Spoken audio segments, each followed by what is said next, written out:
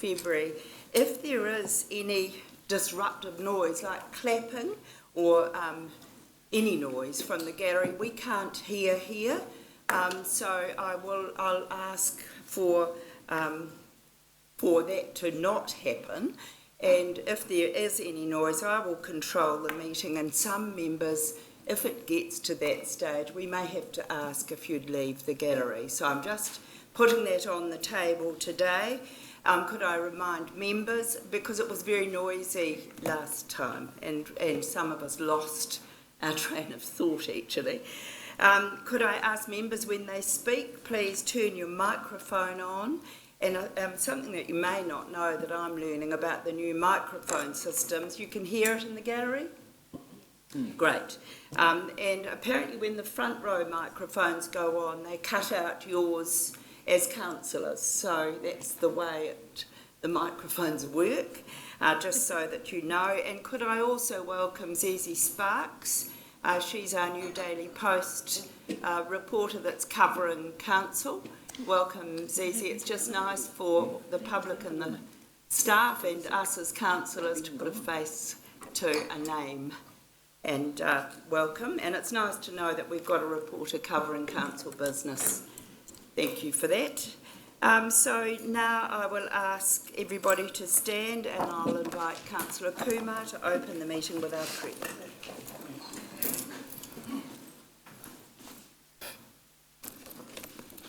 Almighty God, who alone is the leader of all mankind and the fountain of all knowledge, send thy blessing upon us, your servants, this day, as we strive to do all things good for the betterment of the people of the Rotorua district.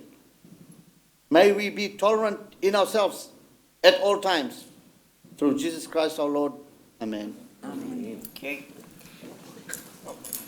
Now, do we have any apologies? It would appear none from the members present, so I won't put the motion to the vote. Are there any declarations of interest? Councillor Tapsell. Yes, thank you, Madam Mayor. It would be prudent for me to declare that in the first proposal there was a relative of mine that was involved in the group that wrote it, but I've sought advice from Local Government New Zealand. There's no conflict of interest, and I will be happily and confidently involved in the debate and the decision with an open mind. Thank you. Thank you. And that's the absolutely appropriate way to declare an interest. Councillor Gould and then Councillor Bentley. Thank you, Madam Chair. Joint ratepayer of a property concerning the long-term plan, which probably most of us around the table are. So I'm just declaring that interest now. Well, I'll rule that out actually, because we all have that same interest. So it would mean we'd all extent from the vote on the long-term plan, but we all carry that same interest. Councillor Bentley. As a matter in confidential, Madam Chair. Pardon? Matter in confidential regarding tendering. Oh, thank you. Confidential. Are there any other declarations of interest? There appear to be none. I'll move on now to urgent items not on the agenda.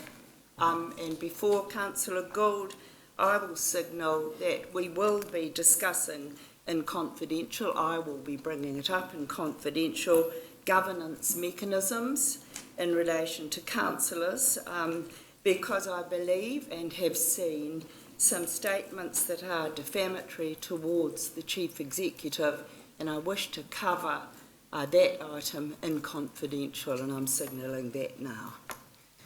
Are there any other items? Councillor Stewart? Yes, Your Worship. Since the incident on the corner of Ottawa Street and Amahia Street with regard to the trees, I don't know if my colleagues have, but I've certainly been rung and reported on.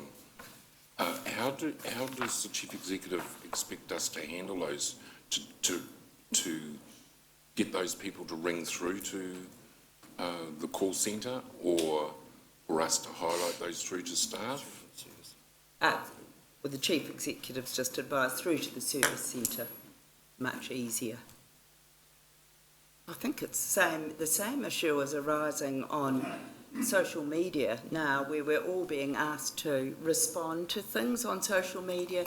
If they're about service, levels of service, I recommend that councillors refer those to the customer service desk. The reason being, those items then get logged registered and are responded to. If it doesn't go through that route, sometimes some of the public is saying they haven't had anything happen about an issue. So it's a good thing for us all to learn. Councillor Gould? Thank you, Madam Chair. Concerning a letter, I'd like to discuss in confidence concerning a letter which is sent to a large number of residents of the Linmore area, which is signed by a council officer, and the item wasn't corrected on Monday, but it's a liability issue. And you wish to discuss this In confidence. confidential? Thank you. Councillor Rotorua? Yes, thank you, Madam Chair. Madam Chair, would there be an opportunity at some stage, either in general business or in confidential, to discuss the public safety issue around the Lakeside concert? We had 33 arrests made. It's held on the reserve, on the lovely green, Village Green, and it's been causing quite some concern in the community. So I know it's not... I just wondered if there's an opportunity for councillors to discuss it. It is particularly in relation to public safety. Yes, I'm just aware there has been a meeting. The Trust has had a meeting with police over the issue, and we can relate that to you, the outcome of that meeting in confidential. Thank you. But there is still a big debrief to happen, and that's the appropriate mechanism. Thank you. Through the O&M committee, but there's also another debrief going on, so there's debriefing all over town from a very successful concert, but there are some lessons to be learned. Yes. Right, is that all the items for confidential? You've got those listed, Una, so that we don't miss them. Great. Move on to item 5 now, the confirmation of council minutes. The minutes of the council meeting on the 14th of December. Do I have a mover and a seconder that the minutes of the council meeting on the 14th of December 2017 be confirmed as a true and accurate record? Moved, Councillor Gould, seconded, Councillor Kent. All those in favour, please say aye. Aye. Contrary, carried. Item 6, the Audit and Risk Committee minutes. The minutes of the Audit and Risk Committee meeting on the 30th of August. Have I a mover and a seconder? Councillor Sturt. I've got a question, Madam Chair. Right. I was actually present at the meeting, and it's got in here, I was an apology, because that's the first time I'd met the new chair and deputy chair. So we need that amended. Yep. Thank you.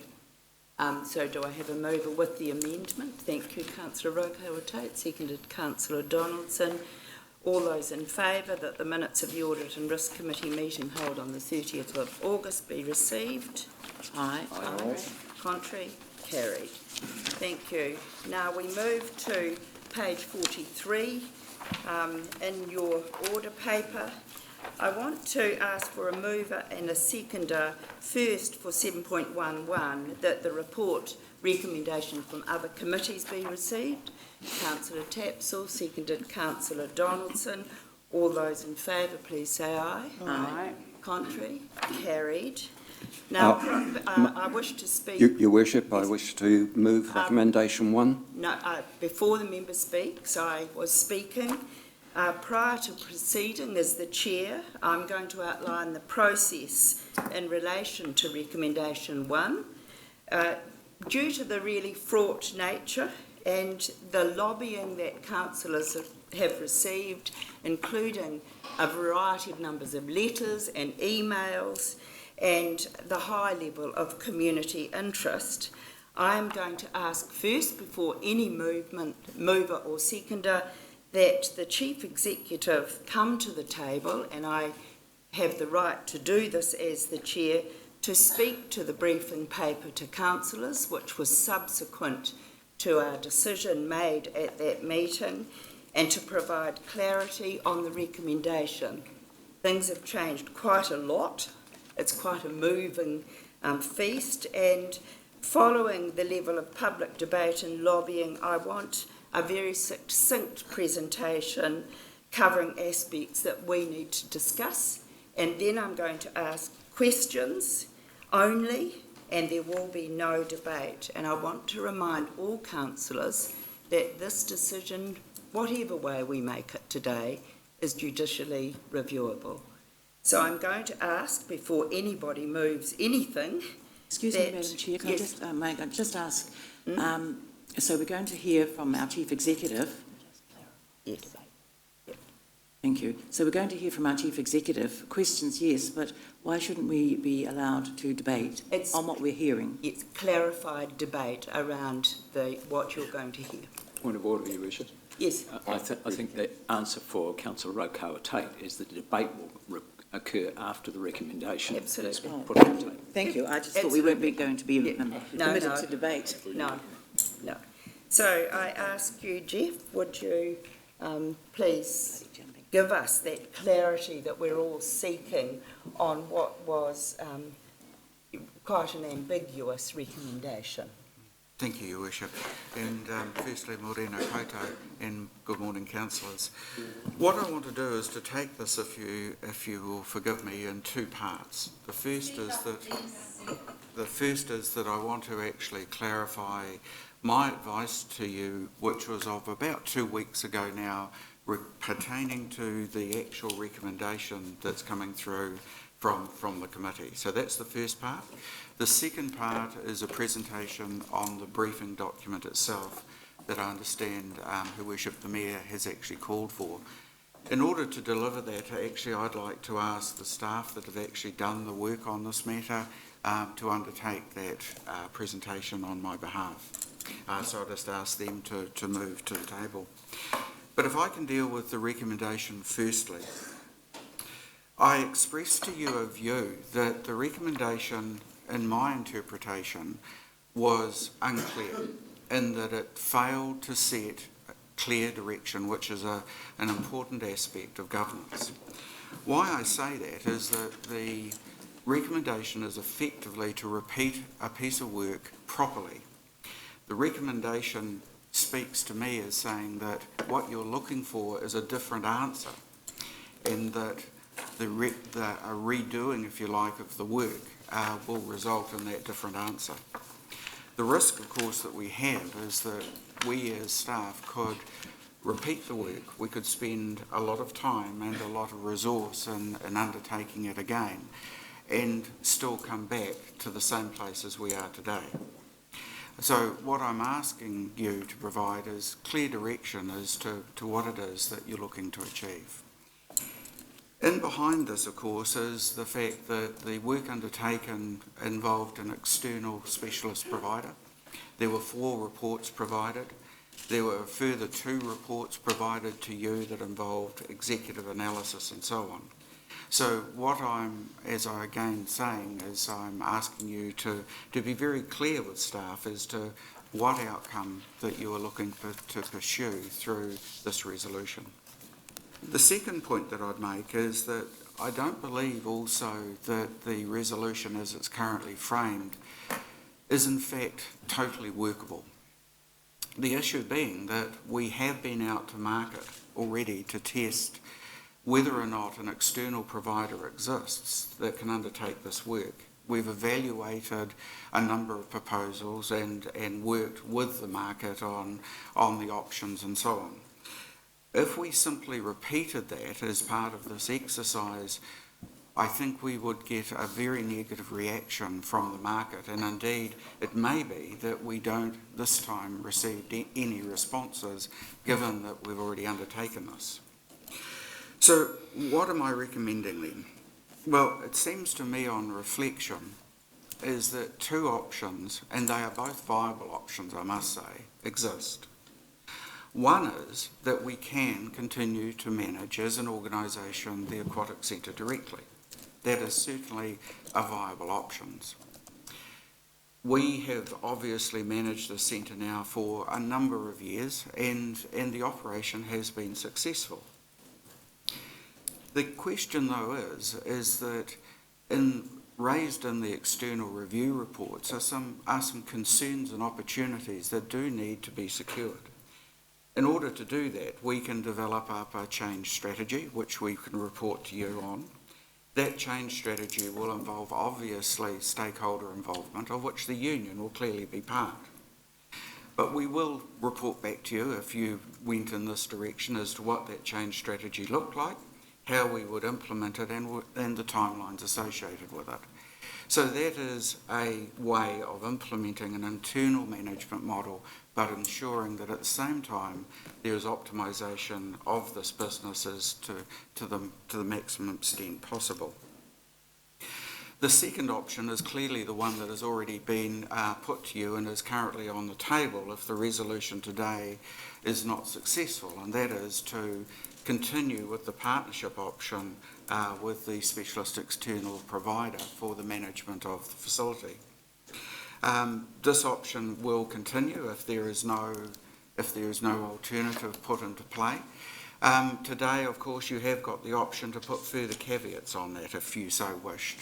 So if you saw that on reflection, based on the discussions that you have had and on the material circulated, that you feel that there are additional caveats that you would like to see introduced, then you have got the opportunity to do that. What I would actually, though, urge you is that in making a decision today, you are very, very clear on the outcomes that you will achieve as a result of that decision. These are two different options. Both of the options will achieve outcomes which are positive, but both do different things. Both of them have different risk profiles, both of them have different financial implications, and both of them potentially also have different service implications. So I would urge you thoroughly to take this opportunity in this briefing and in questioning time to ensure that you are familiar with what are the differences between the options in terms of the outcomes, because that is actually, after all, the requirement under the 17A Act that you have is to satisfy yourself that the services that our community want are provided in the most effective and efficient manner possible. So through questioning, you've got that opportunity. Can I just comment on the union proposal? There's been a lot of work undertaken, I can see, and look, that work could indeed be very valuable. But today the focus is on ensuring clarity of direction, in that if you wish to secure and retain the internal management of the Aquatic Center, we will, as part of many of the stakeholder pieces of work that will needing to be undertaken, obviously work with the union, and that work will be used and will be of value. But it is not an alternative in and of itself to the proposal that you actually have on the table from CLM. What has been put forward is actually if you like, a proposal to co-create, working with the management of this organisation, a different way of managing the centre, and that would be the subject of the development plan, if you so chose, that we would put back before you as to how we would undertake that. So, Your Worship, if I can then pass to staff.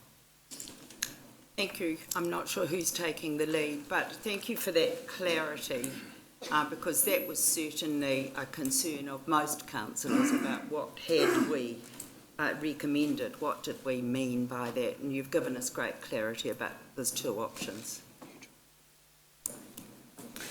Thank you, Your Worship, and look, I'll take the lead on this, and thank you, Chief Executive, for the opportunity. So really, the purpose of what we're trying to do here is re-outline the process that was followed going up to the Council's decision back in November, December, and really set out the options analysis that was carried out at that time, and to take you through that, and also to talk about an issue which has obviously been a big concern for councillors, which is around the employment options for staff and the potential conditions around that.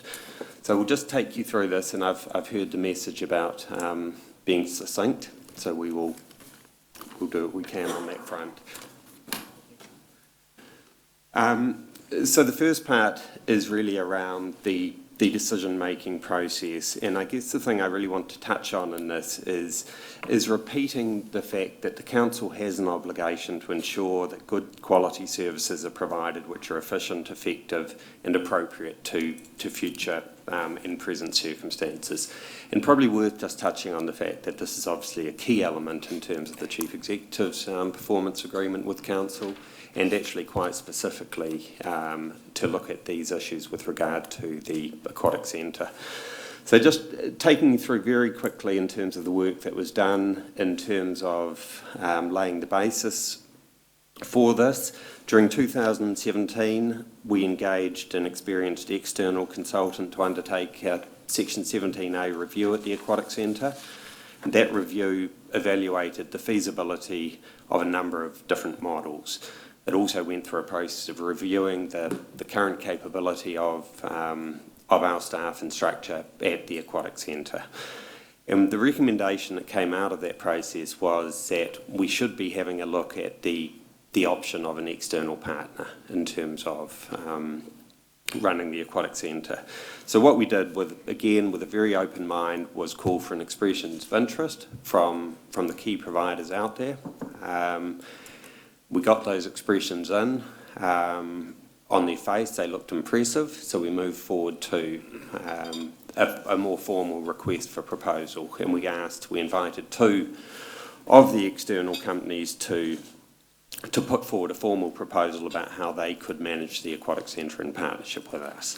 And this was something we kept councillors advised of as we ticked through the process, through the last 6 months of last year. And so what was presented to Council effectively in December was the assessment of the work that was done on the capability of our current in-house model, matched up against our assessment of the capability of the external provider who had put forward the management proposal. And as a result of that analysis, councillors made the decision back in December to go ahead with the external partner option. If I may, through the chair, I just want to introduce myself because I was that external consultant that came in and provided the 4 reports. So to give you a bit of background of who I am, I started in the industry while I was at Victoria University way back in 1992. I've worked all the positions from lifeguard, learn to swim, customer service officer, holiday programmer, duty manager, facility manager. And I did that to support my way through university, where I got a law degree and worked towards a MA Applied in Recreation and Leisure Studies.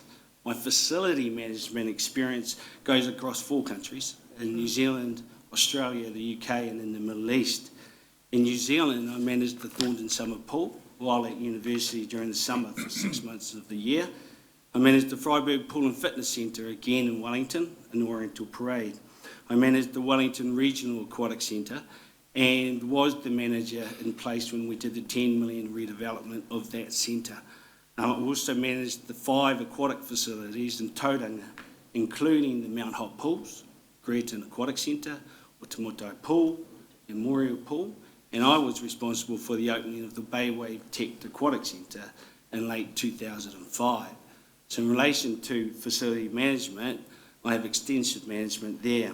Overseas, I opened the Ryde Aquatic Leisure Centre, which was the venue for the 2000 Olympics for the water polo games. I also managed the Whitlam Leisure Centre, which is the biggest wet and dry facility in Australasia. And in the UK, I managed the Latchmere Leisure Centre and the Esporta Sports Club, which was the first of its kind in a public-private partnership there. And the last 10 years, I've been providing consultancy services through my companies called HWM Management and WA Consultancy.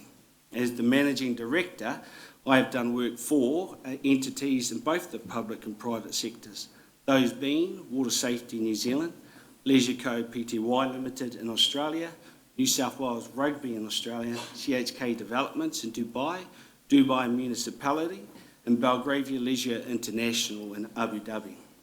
Since turning to New Zealand in December 2016, I've continued my consultancy work, where I've again worked for various entities, including TPK, Te Puni Kokere, MBIE, Ministry of Business, Innovation and Employment, the New Zealand Rugby Union, the Hastings District Council, Napier City Council, and Rotorua Lake Council, to name a few.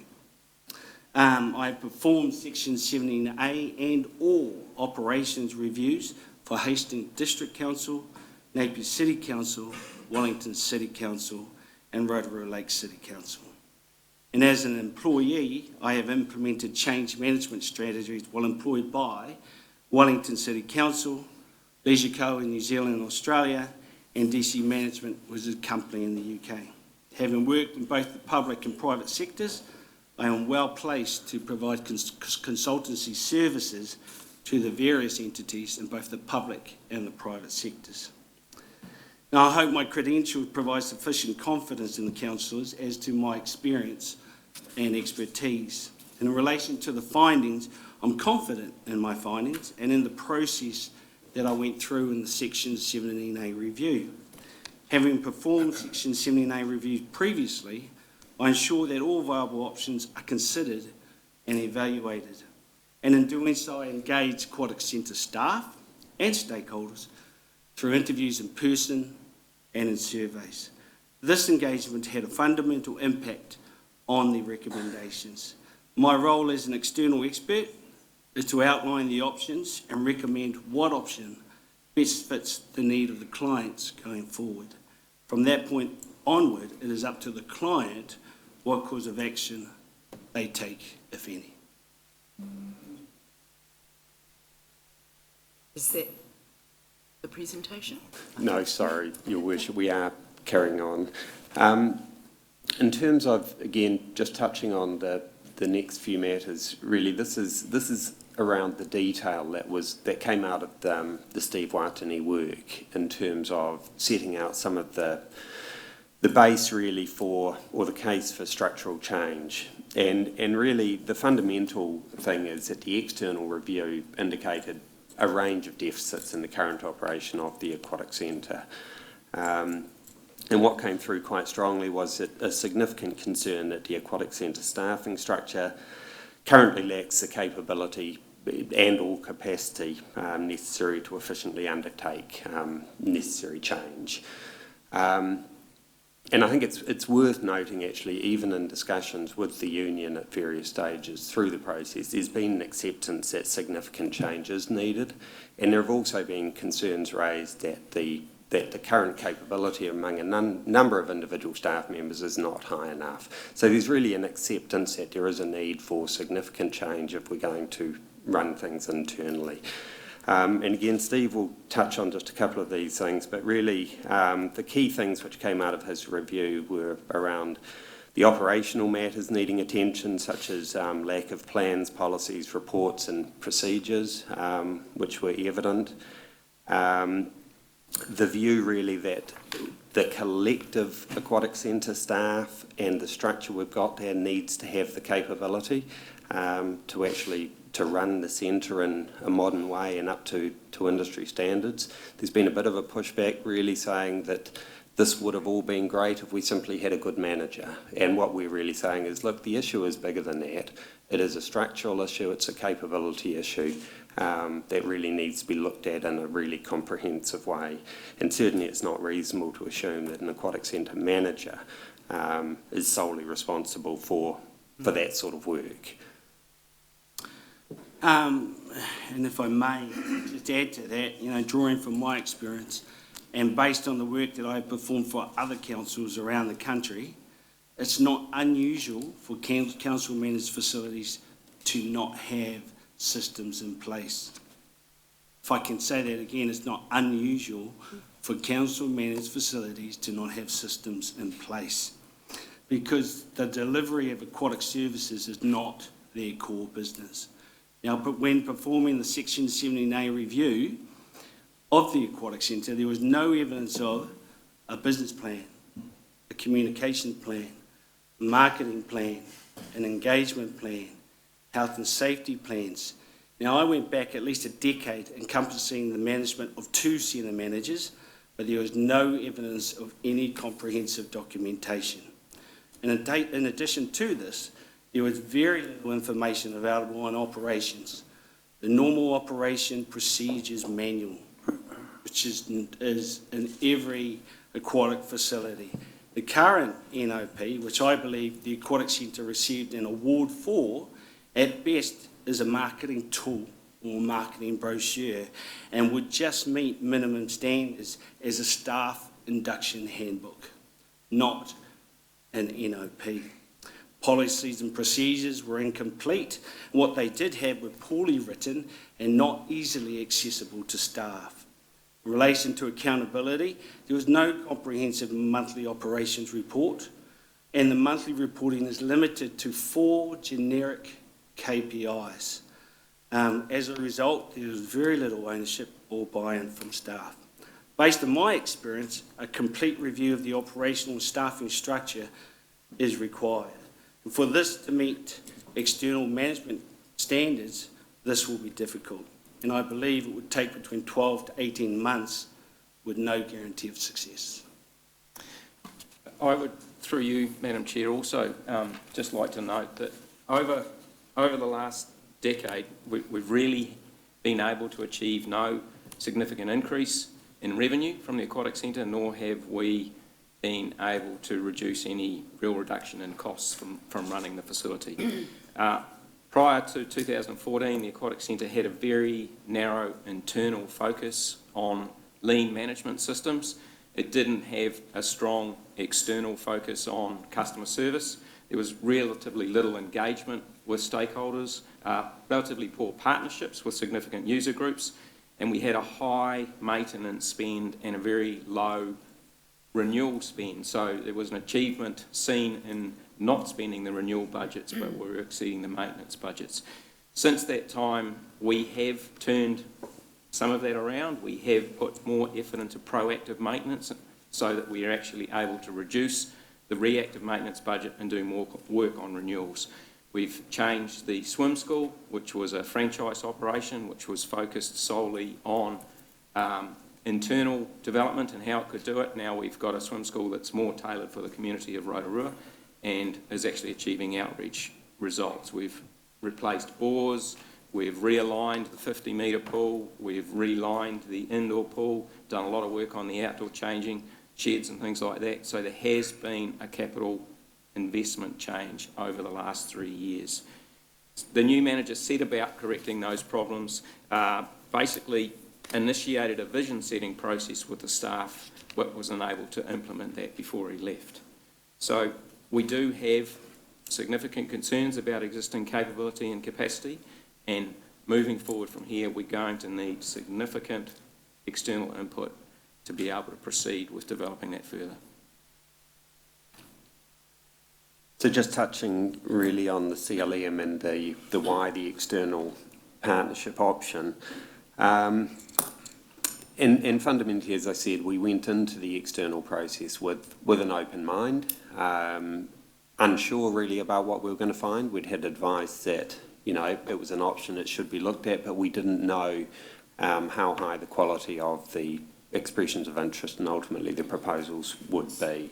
And what we really found with CLM is, you know, a highly experienced manager that's successfully managing multiple facilities over the country, and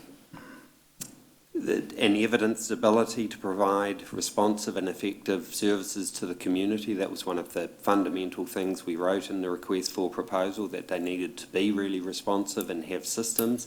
And they, you know, as you all saw from their report, they evidenced that in spades, really. And look, I'm not saying we can't improve, we can improve, but frankly, they're a long way ahead of us at the moment in terms of their ability to engage effectively with the community.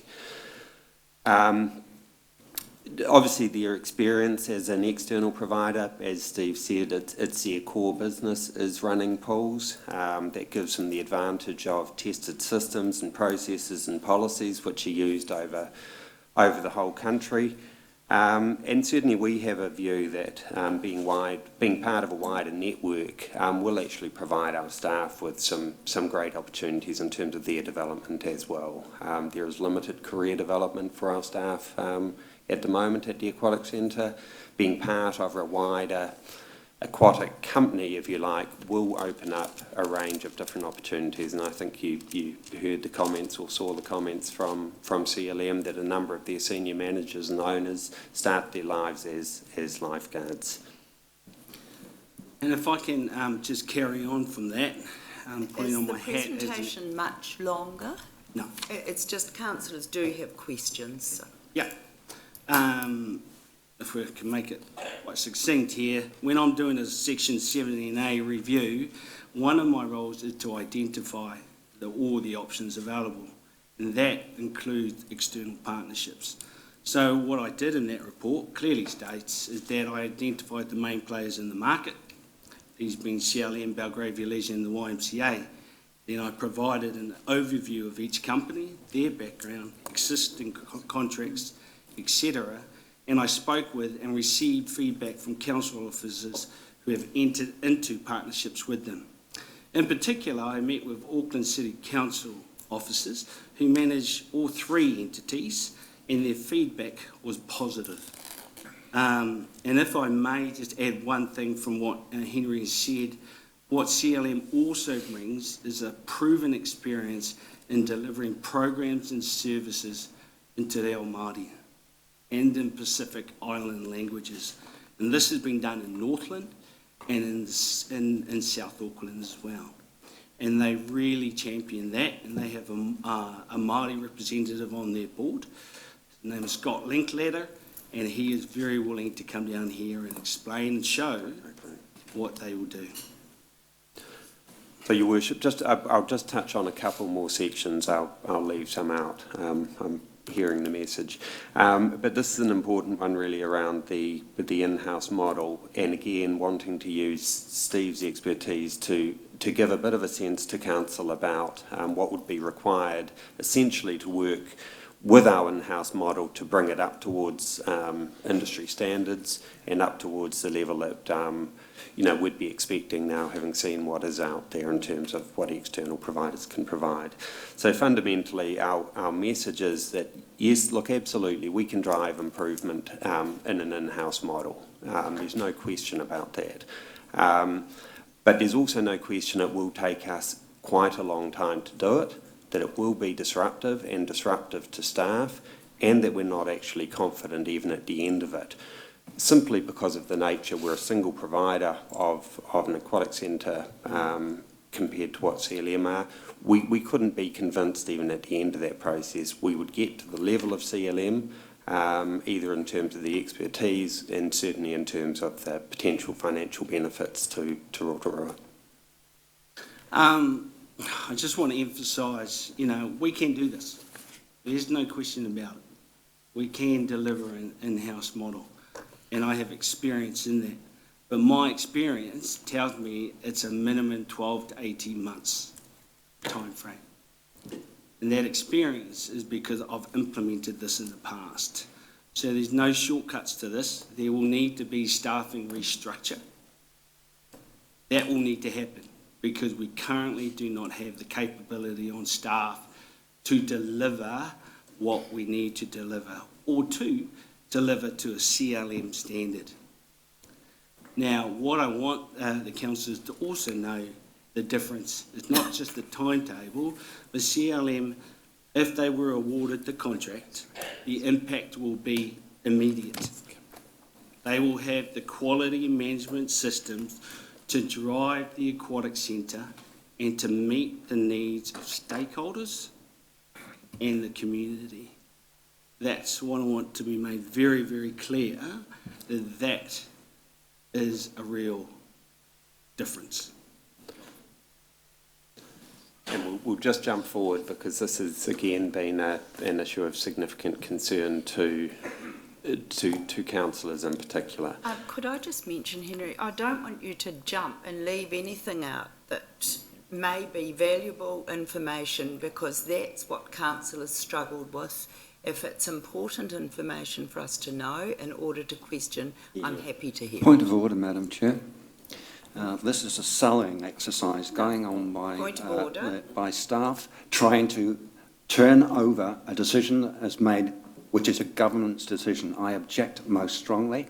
We've been down this track. We've been through all this at the O&M meeting. Why is it being repeated? I am ruling that out of order. I have had many councillors say that they felt they weren't informed. Fully. And I have asked that the information as we required to make a balanced decision, and today we must reach an unambiguous decision. So I rule that out of order and ask you to continue with the presentation. Thank you. Okay, so I will jump ahead to this one around the continuity of employment for staff. As you've said, you've made it really clear to us throughout that one of your expectations of us is that through the process staff will be treated well. And really I want to touch on again some of the offers which are in place or the process that have been followed, and to really correct a bit of the misinformation that's out there. And look, we accept that when you go through organisational change like this, the impacts on staff are significant and actually can be really devastating in some situations. So really the first thing we tried to do, and at this stage we were working alongside the union, was to ensure that continuity of employment could be provided for as many staff as possible. And as of now, the commitment that's been made is that every staff member in the Aquatic Centre will be offered a position should CLM take on the job.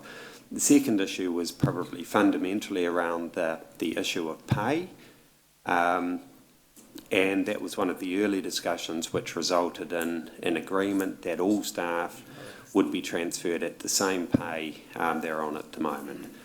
The third issue, I guess, we worked through was around core conditions of employment, and a number of specific issues were raised around overtime, redundancy, annual and sick leave, pay progression, rosters, and the works. And the majority of those issues have been addressed to at least some degree.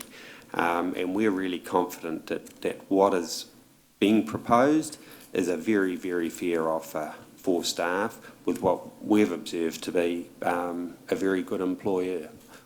Everyone with jobs, all on the same pay, a number of conditions the same or similar, and a one-off payment to staff to recognise well, really the implications and the impact on them of moving employers and picking up on some of the bits and pieces that weren't picked up in the contract.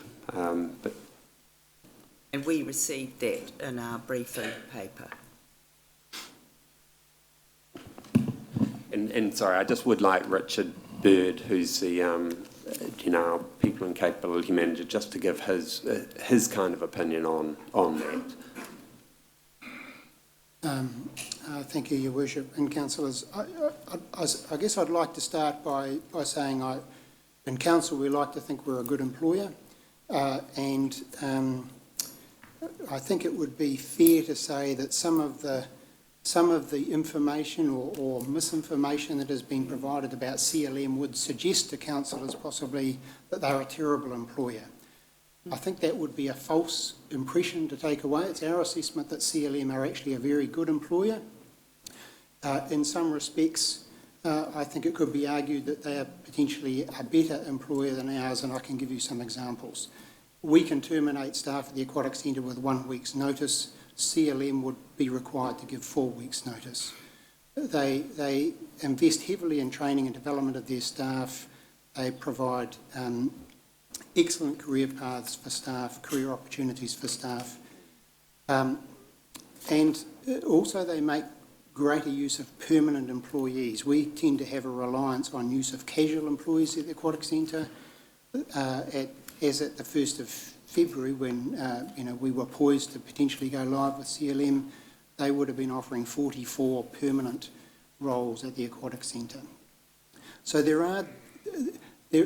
comparing the collectives agreements is a little bit like comparing apples with oranges, because ours is a collective agreement that covers multiple areas of the council, not just the Aquatic Centre, whereas the CLM agreement is an agreement that reflects, it's an individual agreement and it reflects their way of operating the business. But they do that in a way that's fair and reasonable to staff. As Henry touched, we have negotiated or worked with CLM to ensure that there is a considerable amount of consistency between the employment terms and conditions that our staff would be leaving from RLC to the conditions they would be taking on at CLM. Now, there are some differences, and I know that quite a lot has been made of differences such as the overtime provision. Well, to put that in context, the last 2 financial years, out of a budget of 1.4 million wage costs, overtime has been between $5,000 and $10,000, 0.35 to 0.71%, I think, of the wage costs. So not a huge, but there is no huge reliance by Aquatic Centre staff on overtime pay. Neither is there a huge reliance in the Rotorua economy on us injecting a huge amount of overtime. CLM do pay overtime, they just don't pay it at time and a half, they pay it at normal pay. Funeral allowance, yep, CLM doesn't have a funeral allowance. Our agreement has a funeral allowance, which I think we've paid out once in the last 11 years. So, so there are differences, I guess, between the two agreements, but we are both good employers, and as Henry touched on, for staff, if council decided to go with CLM, staff transitioning to CLM would receive a $600 payment in recognition of some of those probably less significant differences. I think that's all I need to say. Thank you. And just the final thing I want to touch on really is in terms of the process around the claim that happened following the council's decision in December. And look, fundamentally the claim was about the lack of or quality of consultation with the union prior to the council decision being made. Look, we went into the ERA with different views on that. Certainly our view was that the formal consultation process would take place after the political decision by the councillors and before any contract was signed. The ERA didn't take a final position on it, but they did facilitate an agreement essentially saying, look, the big thing that happened through your failure to engage properly was that the union didn't get a chance to present an internal proposal. And if you had done things the way they thought it should have been done, they would have had that opportunity. So the way the ERA agreed to resolve it in effect was to say to the union, look, you have an agreed timetable and a process by which you can put in front of councillors a full proposal, and that proposal will be looked at by both staff and the council in terms of the criteria applied to others. Thank you, and I think and I hope that helps councillors, because there has been a steady stream of councillors asking me about some of the gaps in the information they had. We've got a substantial record now in our briefing note and other papers. I'm going to ask open for questions now for clarification from our staff members. Councillor Donaldson. Thank you, Worship.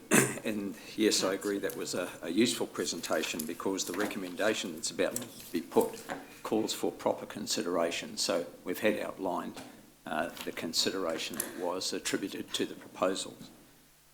So my question is for the Chief Executive, and what I'm wanting to know is if we move to either proposal, a staff proposal, or an external provider, how long before he would be able to bring back a report to councillors detailing the impact on service quality and the impact on staff of whatever model is adopted?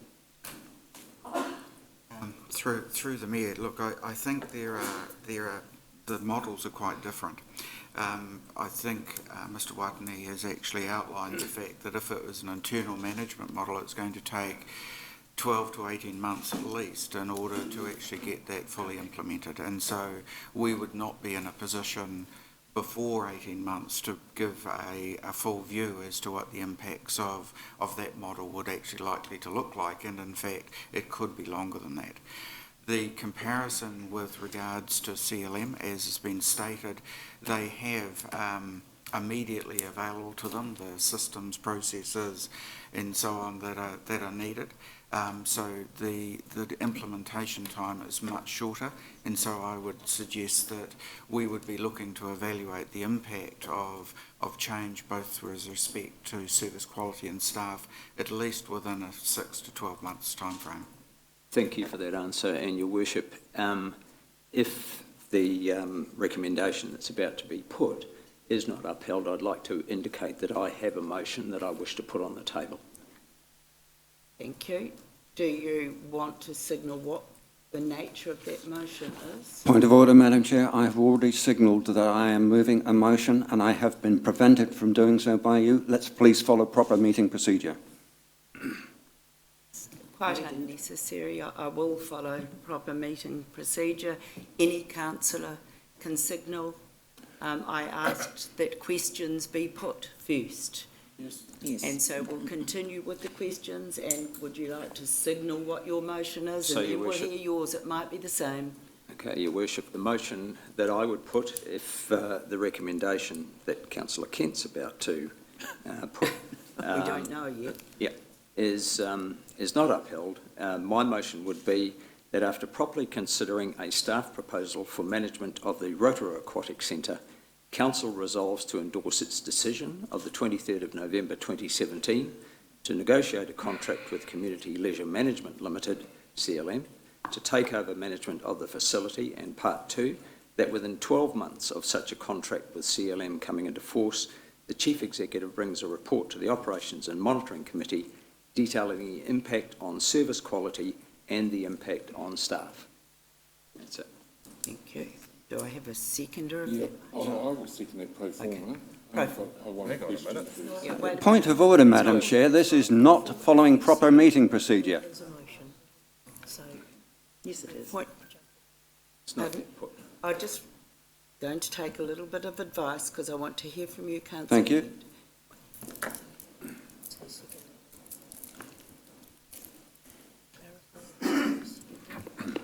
Yeah, I need to clarify from you, Councillor Stewart, were you seconding that motion? I'll give an intention that if Councillor Kent, who's obviously going to move the motion on in our agenda, if that is lost, I'm happy to support Councillor Donaldson's intended motion. But I have questions before I... Yes. So we'll carry on with the questions just before you put your motion to. Right? So just to clarify, that hasn't been... No. No. So what you're reading out then? Is signalling an Okay. intent if the motion before us is lost. Is it acceptable to have people reading from a prepared script? Well, I think it's a very good idea to be prepared. I read questions. Yes, we read questions. Well, you do. Questions. We'll continue with the questions. Please, councillors, this is a big decision that we're going to make today. Councillor Rotorua. Thank you, Oh, Your sorry, Worship. Councillor Stewart was next, and then Councillor Rotorua. I've got it written I'll down. defer to you. Thank you. Thank you. Mr. Watani, I have a question of you and your experience. When you undertook the 17A process, you obviously had a look at the operation of the centre, and you obviously had a look at the operation of the centre and identified its shortcomings. In your analysis in comparing it with in-house operations and external operations, were you aware of the success that other providers had at the Whangarei Aquatic Centre, the Lido Aquatic Centre, and the Richmond Aquatic Centre in Nelson? Were you aware of those operations, and were there any shortcomings there in the operation of those centres that could be utilised in the Rotorua context? If I may, for the Chair, respond to that. Yes, I was aware of the long-standing relationship that CLM have had with Northland, with the Palmerston North City Council and with the Nelson District Council. Those long-standing relations go back 20 years. I guess if we have a look at the tenure, the length of that tenure, that will give you an example of how highly those councils view them. in how they have worked together for the betterment of the community and of the staff. Now, if I may also add that staff from those facilities have travelled the country and have created a career from within CLM, starting from lifeguards all the way up to the current CEO. So I'm aware of that. I knew of that information when I wrote the documentation that I did, and I believe that supports their ability to establish relationships in a city like Rotorua. Just one other question I have, Madam Chair. Of the three on the panel, one of the areas that come up for considerable criticism was the analysis and the assessment committee that looked at Belgravia and CLM, of which I have a copy in front of me. Yeah. And there were two others that didn't go to the final business plan stage.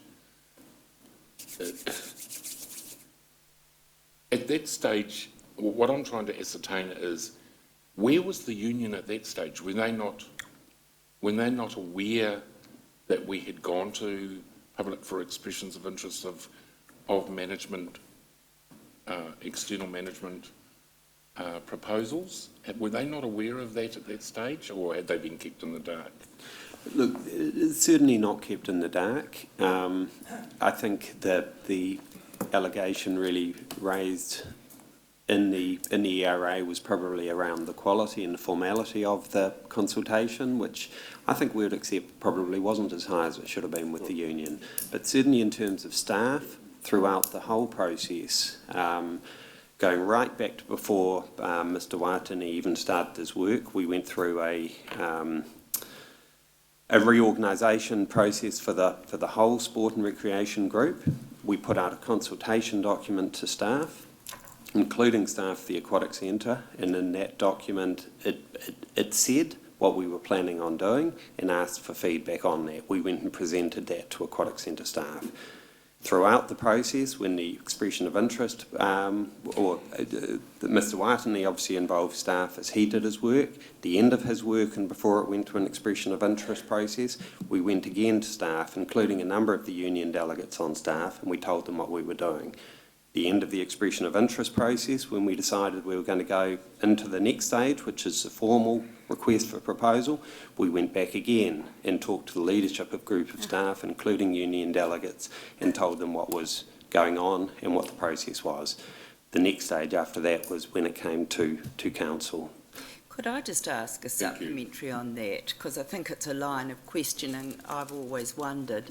Was it ever suggested that there could be a staff-led model in the contestable approach, or were they informed, but they never decided that we want to do this as a self-managed proposal and put that into the tenders panel? Through you, Madam Chair. No, there was never an identification of a staff-led model. As we went through the process, I took that as a personal responsibility as an employer to keep the staff up to speed on what was happening. We had numerous open discussions around the process as we went through. There were free and frank discussions around opportunities and impacts of an external provider being involved, but there was never raised the opportunity to go and develop an internal model. Thank you. Councillor Kent, you're next. I've got the list of questioners. So. Thank you, Your Worship. I have three questions for Mr. Watini. Firstly, Mr. Watini, your report was based on a letter of instruction from Council. Did that letter of instruction include that you were to look at all management options and all development opportunities for the Aquatic Centre? My response through the Chair in relation to my engagement as an external consultant, my role was to review the operations of the facility through Section 17A and provide options to the Council in relation to future management of that facility, and also to provide some options in relation to redevelopment of that facility. And sorry, I'll just chip in there, Councillor Kent, given that we were on the other side in terms of the engagement, but really the 17A process does require all options to be looked at, and I think the initial report might have identified as many as 12 options, and it got pared down. So certainly the initial work that came out was the full suite of options, as far as I know. Okay. Well, it leads on to my second question, because in what I've read of your report, and you have to bear in mind that I read it as one of about 50 documents I've been deluged with over this issue. All of us. Your report basically only stated 5 options. It certainly didn't refer to any staff option in there. Yet, out of your 5 options you put forward, you totally dismissed 2 out of hand without any real explanation. Can you explain that? Yeah, if I can respond through the chair. You're absolutely correct in the 5 options that I provided. The 2 options, and I actually went into detail in relation to all 5 options. It was 2 of those options did not fit the Rotorua District Council. The 3 options were for an external management company. The second option was to access an external management's IP, and the third option was an enhanced in-house model. So I did provide an in-house model option. Okay. All right, my final question for Mr. Watini is, you didn't seem to go into, in any that I saw anyway, the potential ramifications of what would happen in terms of the impact on this council's ability to have someone come in and provide a water rule type facility and greatly enhance the facilities. I didn't see anywhere in your report any impact of putting part of it out to external management now, what sort of impact that would have on the ability of this council to actually come up with a water world. If I can respond by the chair, that was not part of my brief to provide a water wheel type facility, but as I have informed the councillor in the past, that is a significant investment, and we would need to make sure that the city of 70,000 people needs a comprehensive water park, and that's the study in itself. Thank you.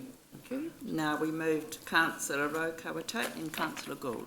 Yes, thank you, Your Worship. I do have 2 questions. What's the rush? What's the rush? I've heard you say, our CEO say, well, it could be 18 months or something if it was an in-house model. It might be 18 months before we see anything positive. What is the rush? The Aquatic Center has been operating well. It continues to operate. So what is the rush? Yes. That's my first question. It appears to come to you. You've asked the Chief Executive that question. Thank you. So through the Chair, and I'm sure staff will provide greater detail, in my mind there are 3 imperatives that actually have time pressure to them. The first is that in Mr. Watini's report he has highlighted a number of shortcomings with regards to the operation of the centre. It could be that those operational shortcomings may be a point of risk for either staff and for the general public. So it's therefore urgent, in my view, that these are addressed quickly. Secondly, there is also the potential, is actually what's been highlighted in the reports, to provide an improved level of service and responsiveness to our community. And in my view, that would be something that I assume that you would be wanting to see in place sooner rather than later. Thirdly, there's also a cost imperative. While we continue to operate the model in its current form, we have identified that it is not optimal with regards to its cost structures, and that there is actually significant improvement necessary. The Chief Financial Officer can build this in as a greater response, but effectively in our modelling we have actually looked to optimise what this organisation's costs are, and have built those projections into our long-term plan, and so we will be looking to try and secure those as quickly as possible, as opposed to maintaining for a longer period of time a cost level that fundamentally is not required. Thank you for that. Thank you for that good explanation. My question is to Mr. Watini. Thank you very much for, first of all, giving your background this morning. because that has been very helpful. I'm a great believer in co-design. The people who actually do the job, who are there day in, day out, putting in the hours, they know their business. And if there has been any shortfall in terms of policies and procedures or lack thereof, then really it's a management issue. So it's not the staff's fault that these things are not there, and we're trying to rectify that, obviously. But from your experience, not only in New Zealand, but possibly overseas as well, have you actually experienced where staff have co-designed an operational model for an aquatic centre or complex? If I may respond to the chair, this is actually quite unique. I have never seen this or experienced this myself, and I do not know of anything like this being done in the industry at all. Now, if I can clarify that somewhat, I have improved operations, and I have developed a model as an employee that has meant change, that has resulted in change. But that didn't happen overnight. That took a long time for that to occur, and it took at least 12 months for that to work. And leading up to those 12 months, there was still a lot of gaps. And I guess Councillor, the CE is right in saying, you know, one of the things we need to consider are the risk. And there are a significant number of risks in that delay. And I think we need to make sure that we understand that those risks are real and that affects people's lives. Thank you, Madam Chair. Thank I'm all for uniqueness. Thank you. Getting those qualities included. Councillor Gould? Thank you, Madam Chair. I've got 4 questions. One, the email which the councillors got last night from the staff proposal, have you officers read that proposal and understand it fully? Or is in the proposals indicating savings of approximately 900k? Councillor Gould, it's very difficult. You got it. Several councillors received it. I received it via a councillor at 1:30 this morning. I do think it's inappropriate, really. Through to you, Your Worship, I also received the proposal, I think it was about 8 o'clock last night, at which time I understand that both Rob Becketley and Henry Weston also received it.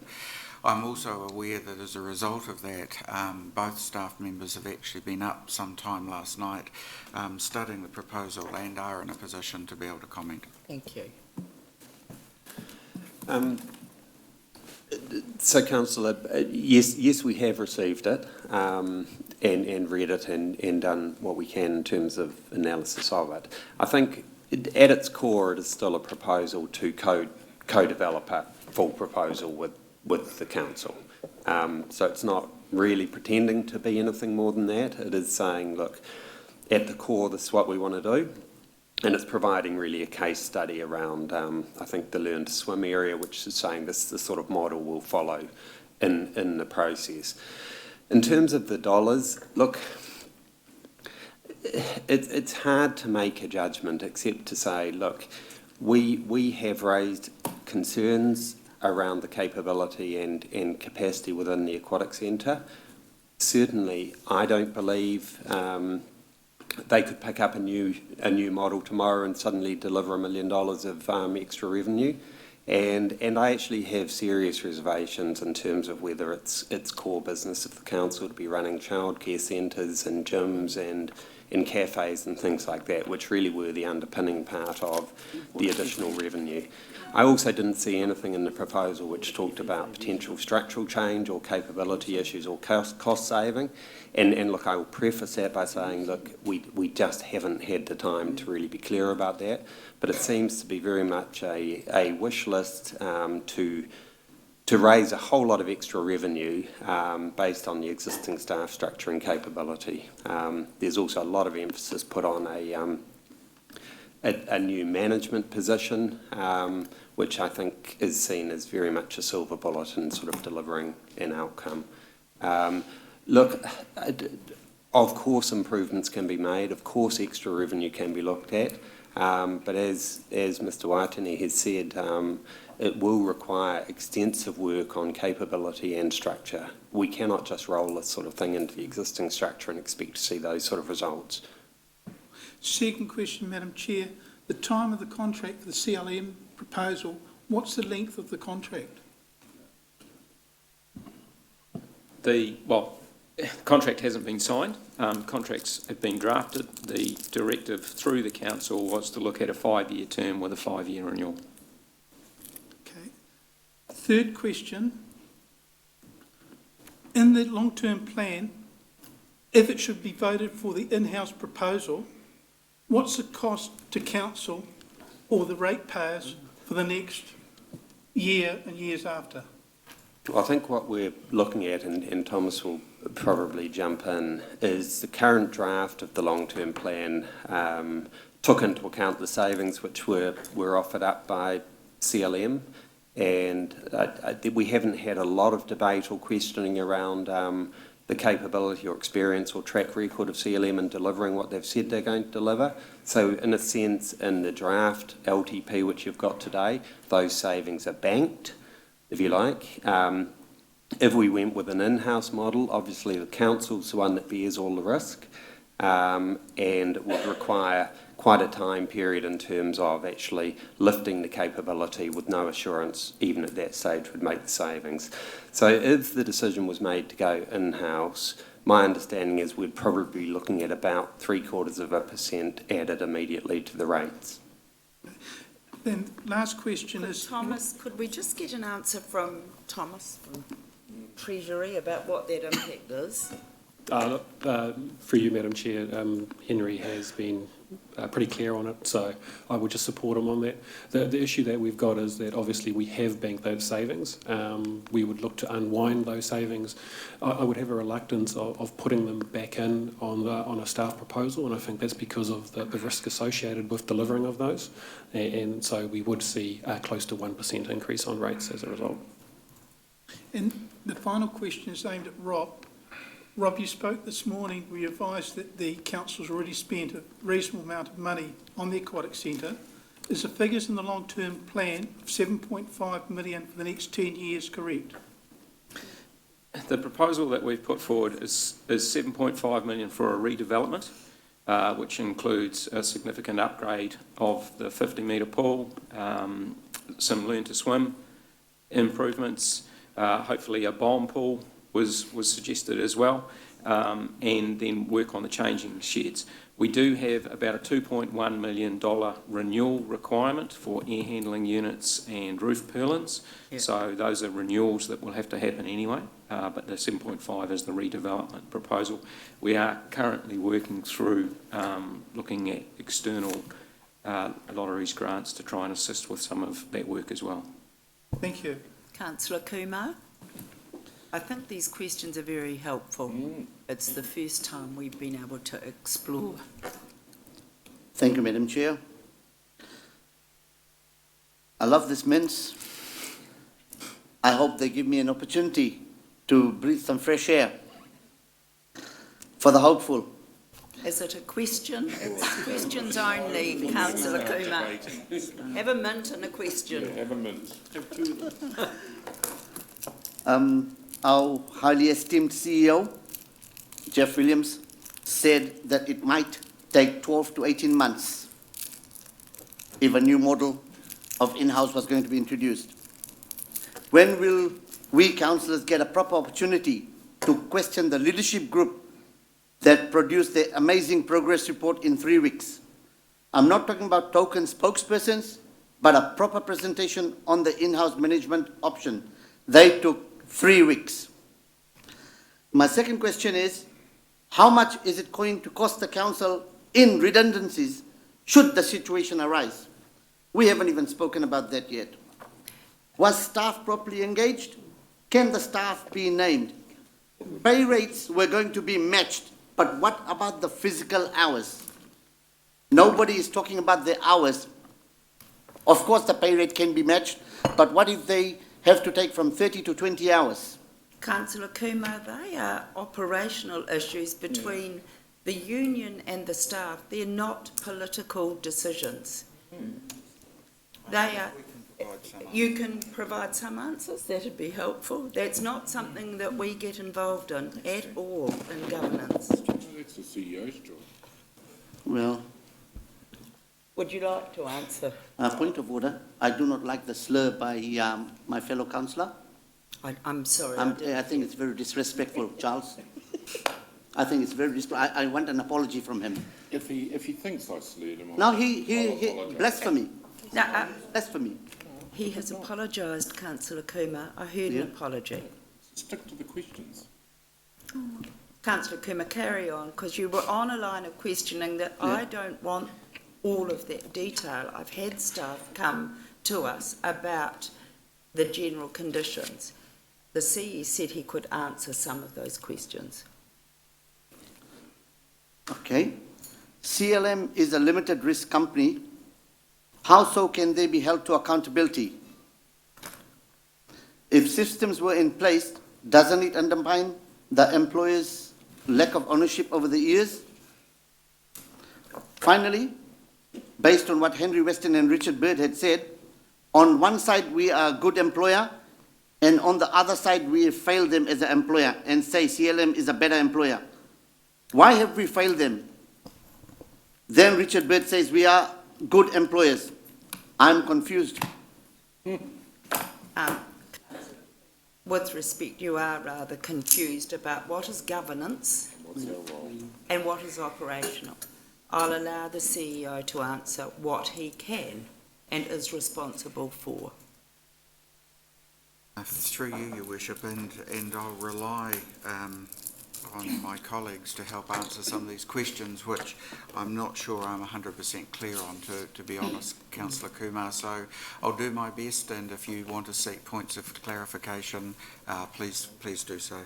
So firstly, when will you consider the union proposal that took 3 weeks to develop? I think that was your first question. You'll recall that was the subject of the report that was actually delivered to you at the Operations and Monitoring Committee. The agreement between the union and this organisation was to give the union the opportunity to furnish a report. The staff would then undertake an analysis of that, develop a set of recommendations and report to you and Council and O&M. So that has actually been undertaken. You'll also recall that the statement that was actually made, I've had the pleasure of watching some of our tapes over the last week or so, and I think the statement that was made by staff at this time was that if that submission or if that management format had been submitted and evaluated at the same time as the external providers, it would not have actually reached the cut. So it was not seen as an adequate and complete management model that could actually be implemented and would not be competitive against that was actually submitted by the other providers. So that's, I think, the answer to your first question. I'll jump down to accountability. And this comes back to the question is, what is the role of council? My belief, and it's certainly in the Local Art Government Act, is that our responsibility, your responsibility, is to see that efficient and effective services are provided which are responsible to our community's needs, in a nutshell. It's not necessarily linked to the fact that we are the default provider.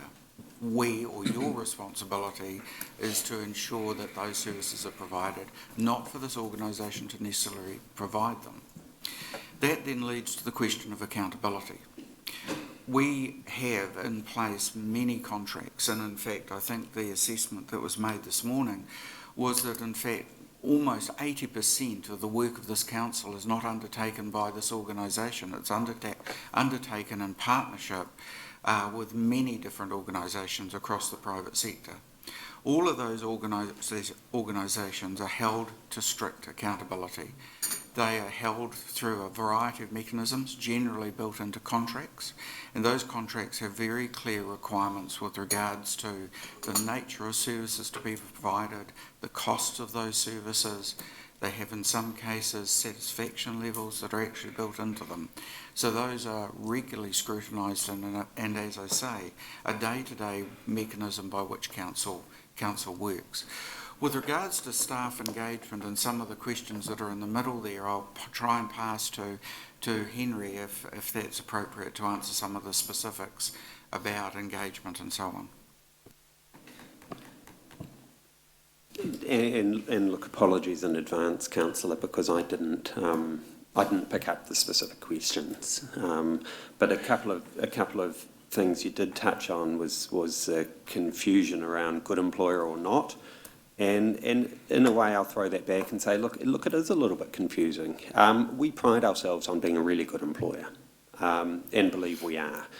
Certainly a lot of the comment that has been through this process over the last 6 months, probably the last 3 months, possibly the last month really, the feedback we're getting from I guess the same community that presented the proposal is that we're really awful. You know, we're a terrible employer, and you know that there's almost contempt for the organisation, which I'm sad about. But you know, that is the reality of what we're hearing. But I guess what we're saying really is, look, we are a really good employer, but for staff who want to have a career in the aquatic industry, CLM may well offer more opportunities. We don't. We're a one-stop shop with little progression, little career development. Actually being part of a bigger organisation, and an organisation that actually does have a commitment to appointing or permanent staff over casuals, which we probably do favour casuals a bit more. I think CLM are planning to establish about 6 or more permanent positions on their charts, and I think there is better training and there is better development. So in some ways, yes, they will provide better opportunities. And you know, without being too flippant, I don't think CLM have ever been taken to the ERA. Can I just, there's one question that I do recall you have asked, and that's with regards to the number of redundancies. What has occurred in this is that there is actually no need for any redundancies. There is no need for any redundancies. The issue is that as a good employer, though, we cannot just simply direct staff to go and work for someone else. We have to give them the opportunity to reflect on the change, and in that eventuality they have got the right to say, no, I do not wish to do that, and so in so doing would actually trigger the redundancy provisions. So that really is the key here. So what I'm informed is that originally, I think this was earlier in the year, we had some 38 of the current staff were offered employment opportunities, and that's since been increased to 44, I think, or 42 is the number, but perhaps you should clarify that. Yeah, the position now with staff is that all current staff will be offered positions, and there will also be a number of other permanent positions which could potentially be taken up by casuals or from out in the wider market. Right. Thank you. Just a supplementary to that. Thank you so much for all that explanation. And I may have been naive in some things, but I think there's 2 things that I don't feel have been answered. One is, when will councillors get a proper opportunity to question the leadership, which was my first question, and the other one was the physical hours. I'll answer your first question. This is the opportunity. You have the senior management here. That's why I am allowing every councillor to ask questions. That is exactly what we're doing now, Councillor Kumar. I mean the in-house that gave us the 3 weeks progress report. I'm talking about the progress report from... When we got last night. The one that we got it. Yeah. Okay. How do we handle? You're asking us, how do we handle that? Councillor, this goes to the nature of governance and management, in that what the agreement provided for with the ERA was an agreement between the union and this organisation for a particular process. That process involved the union working with the executive to actually furnish a report. That report was then evaluated and presented to you. And that is the appropriate and proper mechanisms by which this council works. Could I put it to you that you hold me accountable for the performance and the delivery of this operation. What I would find difficult would be a situation where you are dealing directly with staff and making decisions based on that information and then holding me accountable for it. I don't believe that that would be an effective mechanism that this organisation could operate under. Thank you. Councillor Bentley. Thank you, Madam Chair. Just wish to correct the CE and a couple of the people up the front here that it is not a union proposal that we've been presented with. It's actually a staff proposal. And there's a crucial difference. And if we keep on talking about the union every 5 minutes, yes, they have been involved, but they're not the main leader of the whole presentation that we have received recently. The other question I have is for the Mayor, and that we've listened extensively for well over an hour to our executive staff making a presentation. I would very much like to hear from our other staff, the Aquatic Center staff, as to explain a little bit about their proposal. It doesn't have to be an hour and a half presentation, as we've been subjected to so far, but in the interest of openness and fairness, I think that we should at least give them the opportunity to make a presentation. And I have heard very clearly and succinctly from the Chief Executive. It is the Chief Executive that we answer to, not to the staff and not to the union. So I rule that out of order. You have already created precedent, Madam Mayor. When we had the Tiara proposal, you took questions from the floor and comments from the floor. And I feel that if you don't carry on with that. Councillor Bentley, I rule that out of order. This is a different proposal today, that we are looking at the Aquatic Centre. I heard the Chief Executive say we discharged our responsibility as directed by the ERA, and that was the opportunity at that time. So Madam Chair, you are refusing us the opportunity to hear both sides of the story.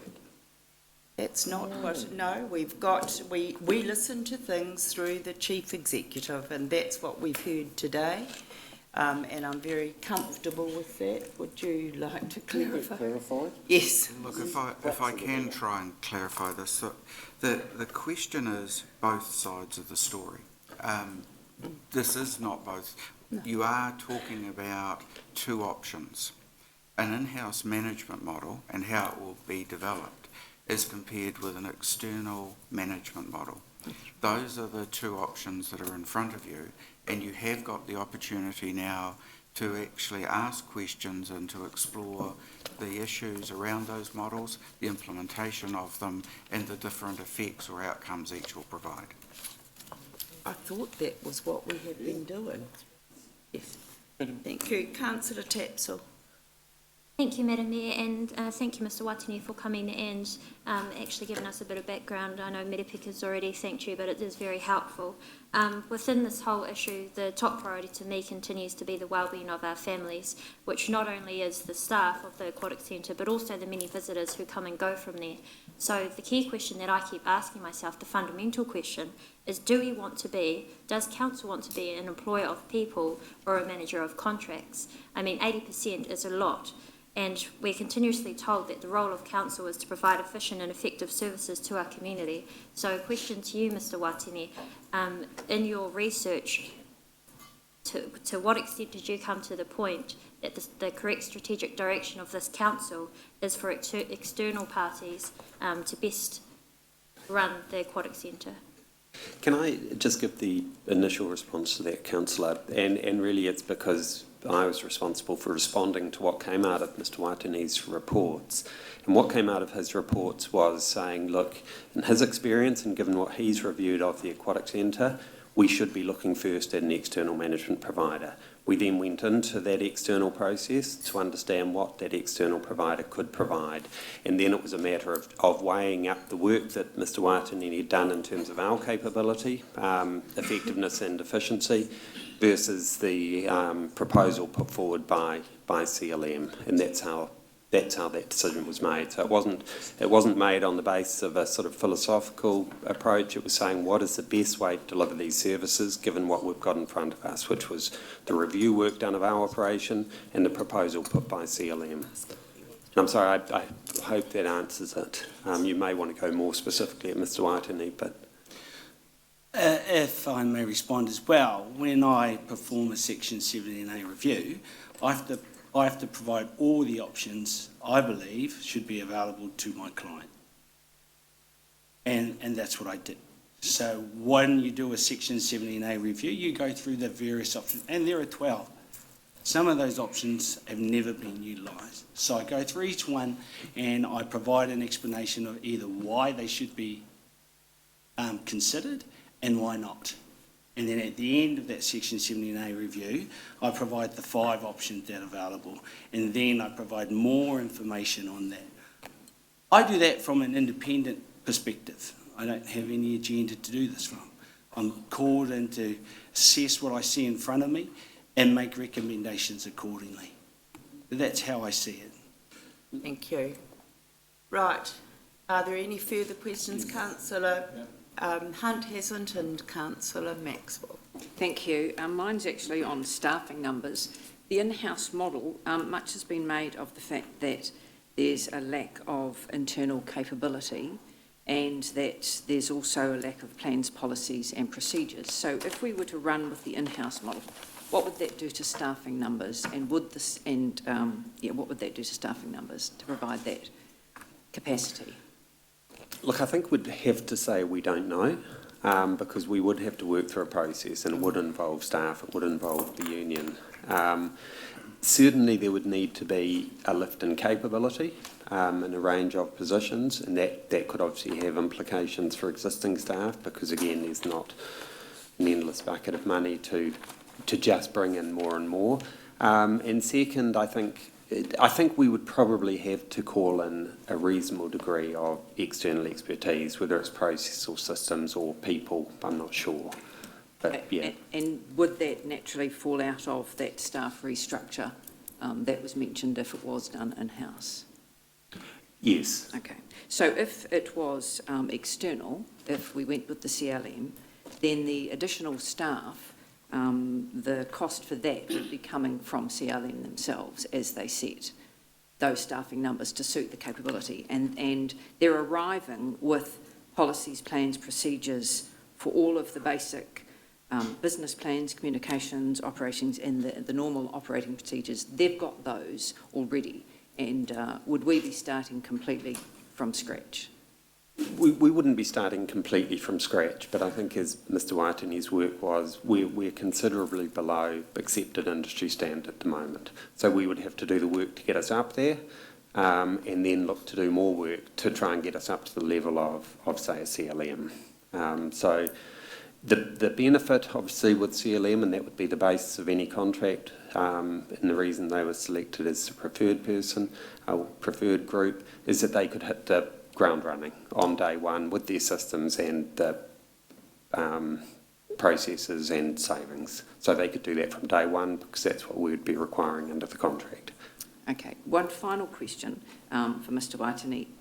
In your research, the pools that have been managed externally by CLM and Belgravia and others around the country, have they had an investment in additional water equipment like the hydrosides, like the Water World, or are a number of them still at the basic facilities that our current Aquatic Center is at?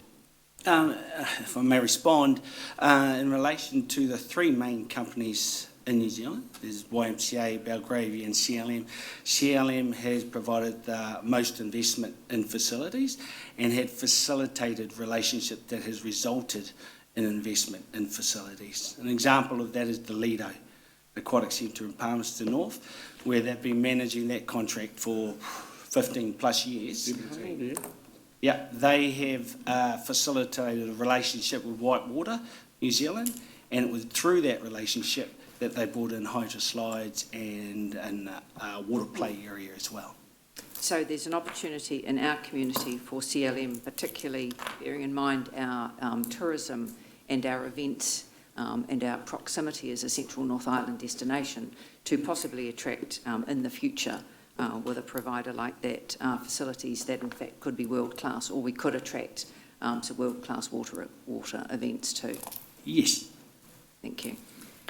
Thank you. Through the Chair, if I could just add one thing to that. And firstly, our HR manager has clarified something for me that Councillor Kumar may have actually been alluding to. There is a technical issue when staff actually transfer from one organisation to another, and that is that they are technically redundant, and that gives them the right to redundancy effectively. My comment though to you is that there is no need for any redundancies, because all staff have options.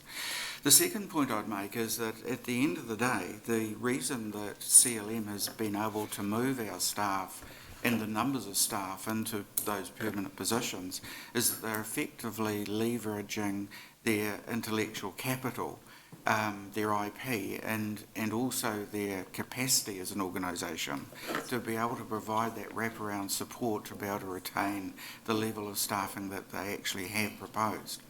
The in-house model that has actually been outlined, we are not yet certain as to what the implications of that would be for our current staffing structure, other than the fact, as has actually been clearly stated by the executive team, that it would have to be different.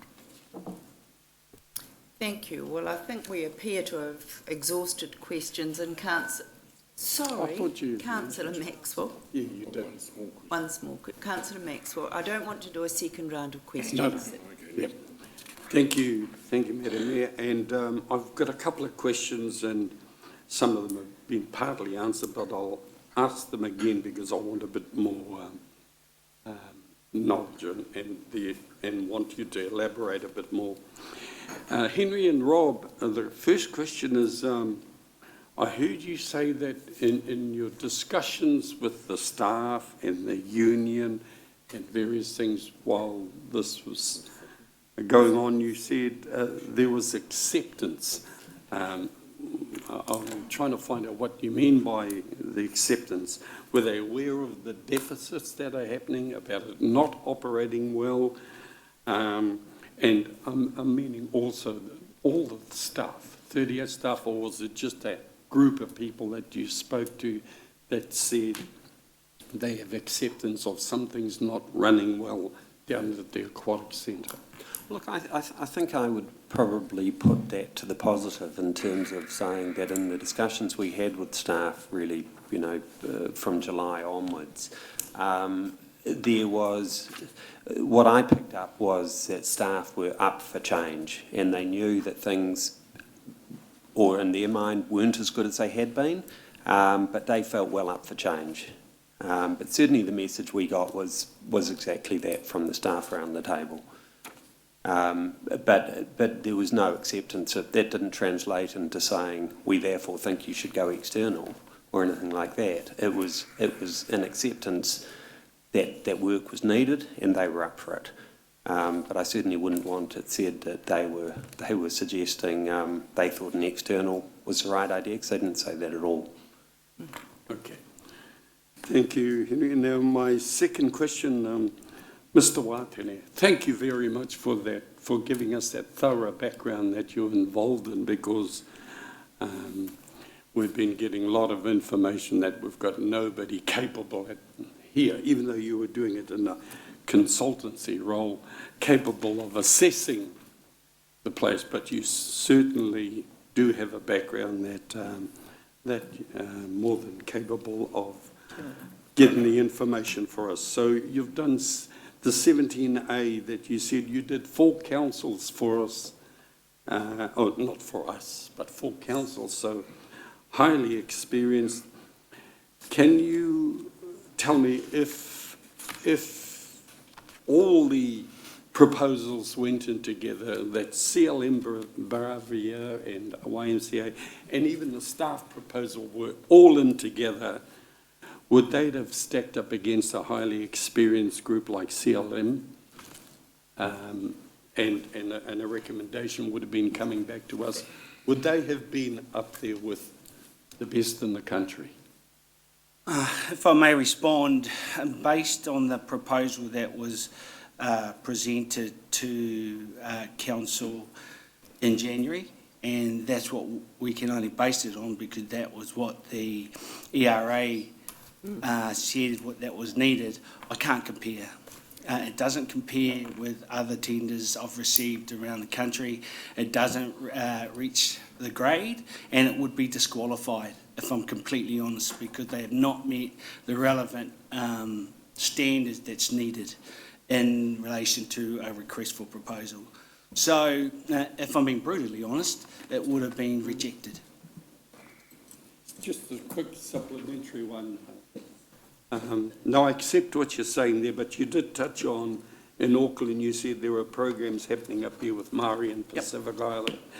And I'm aware that at our Aquatic Center, we have had some good te reo bilingual programs going there for the youngsters.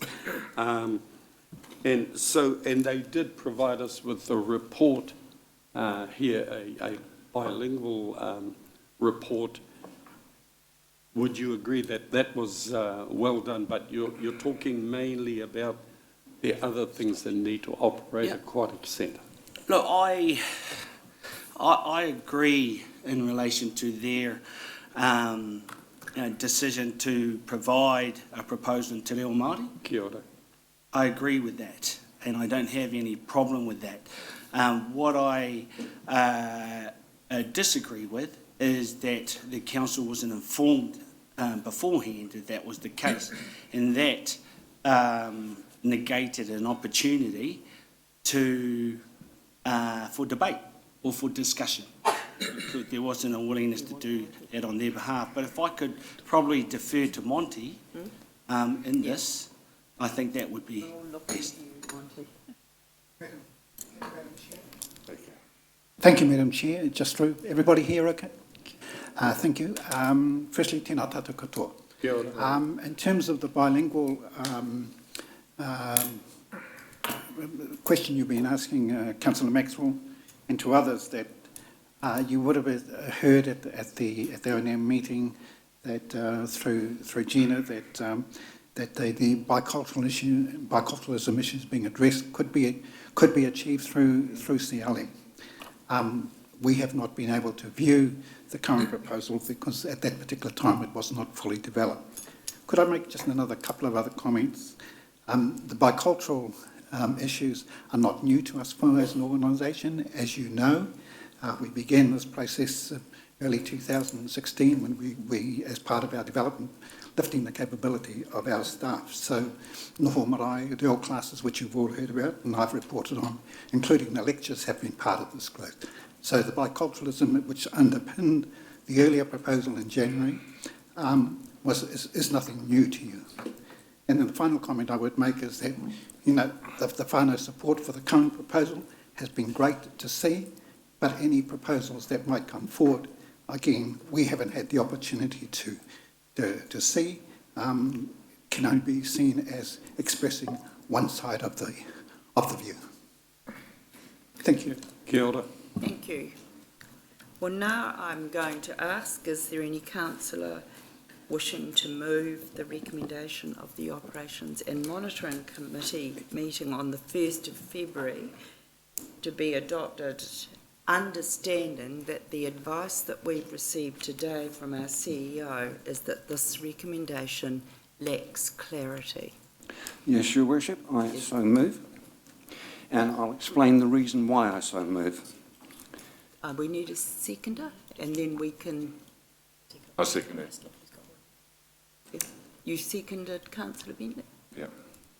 Yes, Councillor Kent. Thank you, Your Worship. I've sat here for an hour and a half listening to council staff attempt to turn round a committee decision. And that has been done by deliberately misinterpretation of that instruction, which was an instruction to the Chief Executive from that committee that said the job hasn't been done properly. We want it done properly.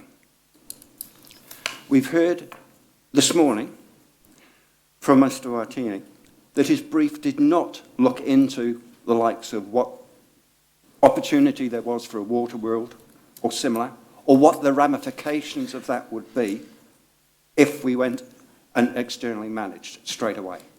That should have been looked into right at the first stage. Secondly, the Employment Relations Authority said things weren't done correctly. We've put that to right.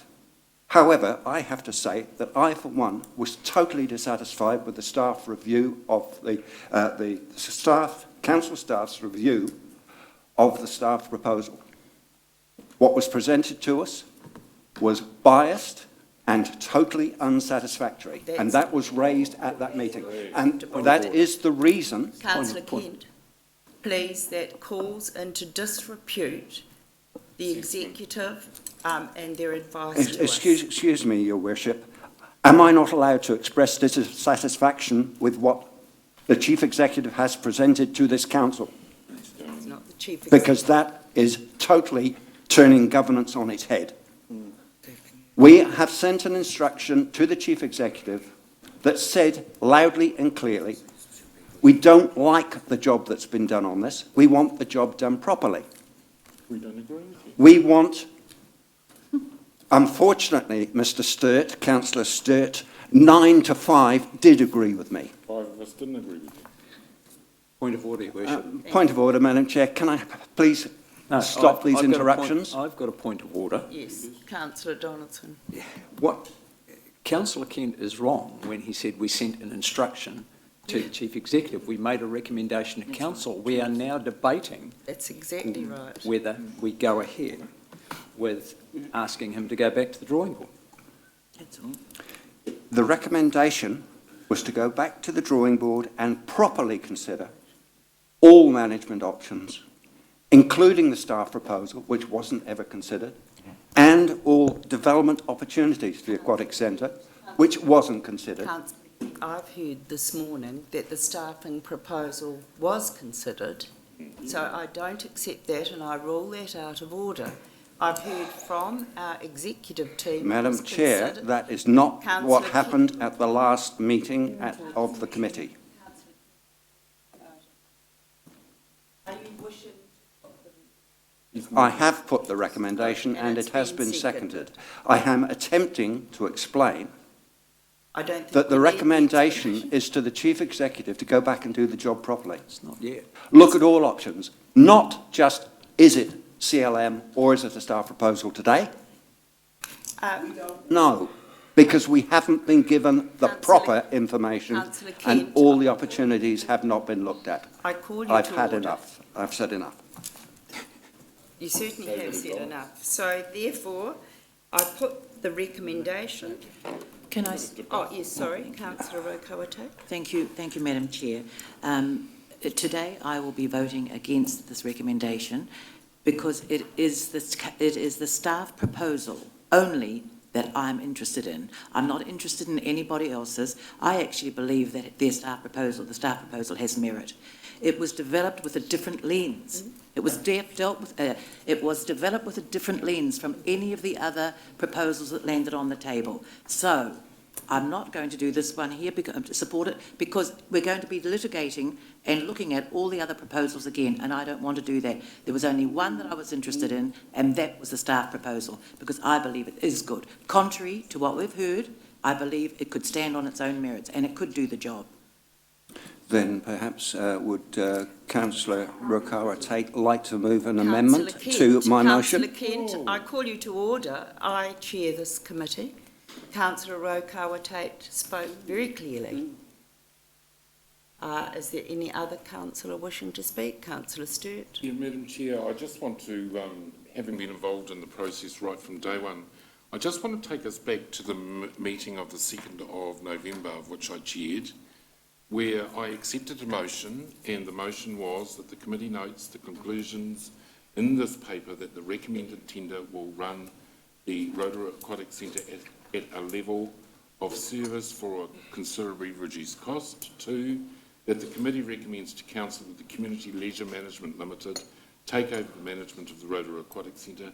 3, that the committee recommend to Council that the Chief Executive has delegated the authority to negotiate the final terms of a management contract with CLM within the parameters set out in this paper, and 5, that this report and the minutes relating to this item be made publicly available.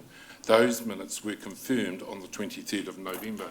That motion was moved by Councillor Bentley, seconded by Councillor Gould.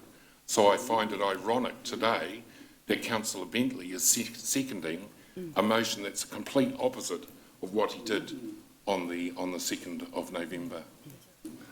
And I put that on the record. Madam Chair, I can't support this recommendation either. I've gone back. I thank the union for what I got that I had to read until 1:30 this morning. And when I got it, I thought, well, I've got to try and compare apples with apples, which Mr. Watani said would be very difficult. So I reread the CLM proposal. I read Belgravia's proposal. Again, I read correspondence from all the people that have communicated with us. And I've reread the O&M analysis that we went through as chair of the committee. We did thoroughly analyse through an assessment committee that analysed Belgravia, CLM and others. They also assessed the staff proposal that was directed by ERA, and it's been acknowledged here today by Henry, that we did get that communication wrong, and we acknowledge that, and I'm pleased that you acknowledge that here today as well, Henry. After rereading CLM's proposals and others, who put a business case in a response to the call of interest, it emphasises my role as a councillor, and I think the CEO alluded to this in papers that he has sent to us, that I must act under the Local Government Act in the best interests of all ratepayers, not just one particular sector group. I cannot support this motion. Even if the process is repeated, the same result could occur, even if an independent assessment committee consider all proposals again and we go back to square one. What I find really alarming is that in November, Councillor Bentley and others were prepared to accept the assessment of that assessment committee then and move that recommendation. And when a staff one came in, they then called the assessment committee into disrepute. The CLM proposal highlights for me the Whangarei Aquatic Center with a turnover of 2.4 million and 20 years of operation by CLM. The Lido Aquatic Palmerston North Aquatic Centre with a turnover of 2.9 million with 17 years experience. The Richmond Aquatic Centre in Nelson with a turnover of 2.1 million, and they've got 13 years of experience. I am confident a fully professional approach to the 17A process has occurred, and I think Mr. Watani has clearly illustrated that here today.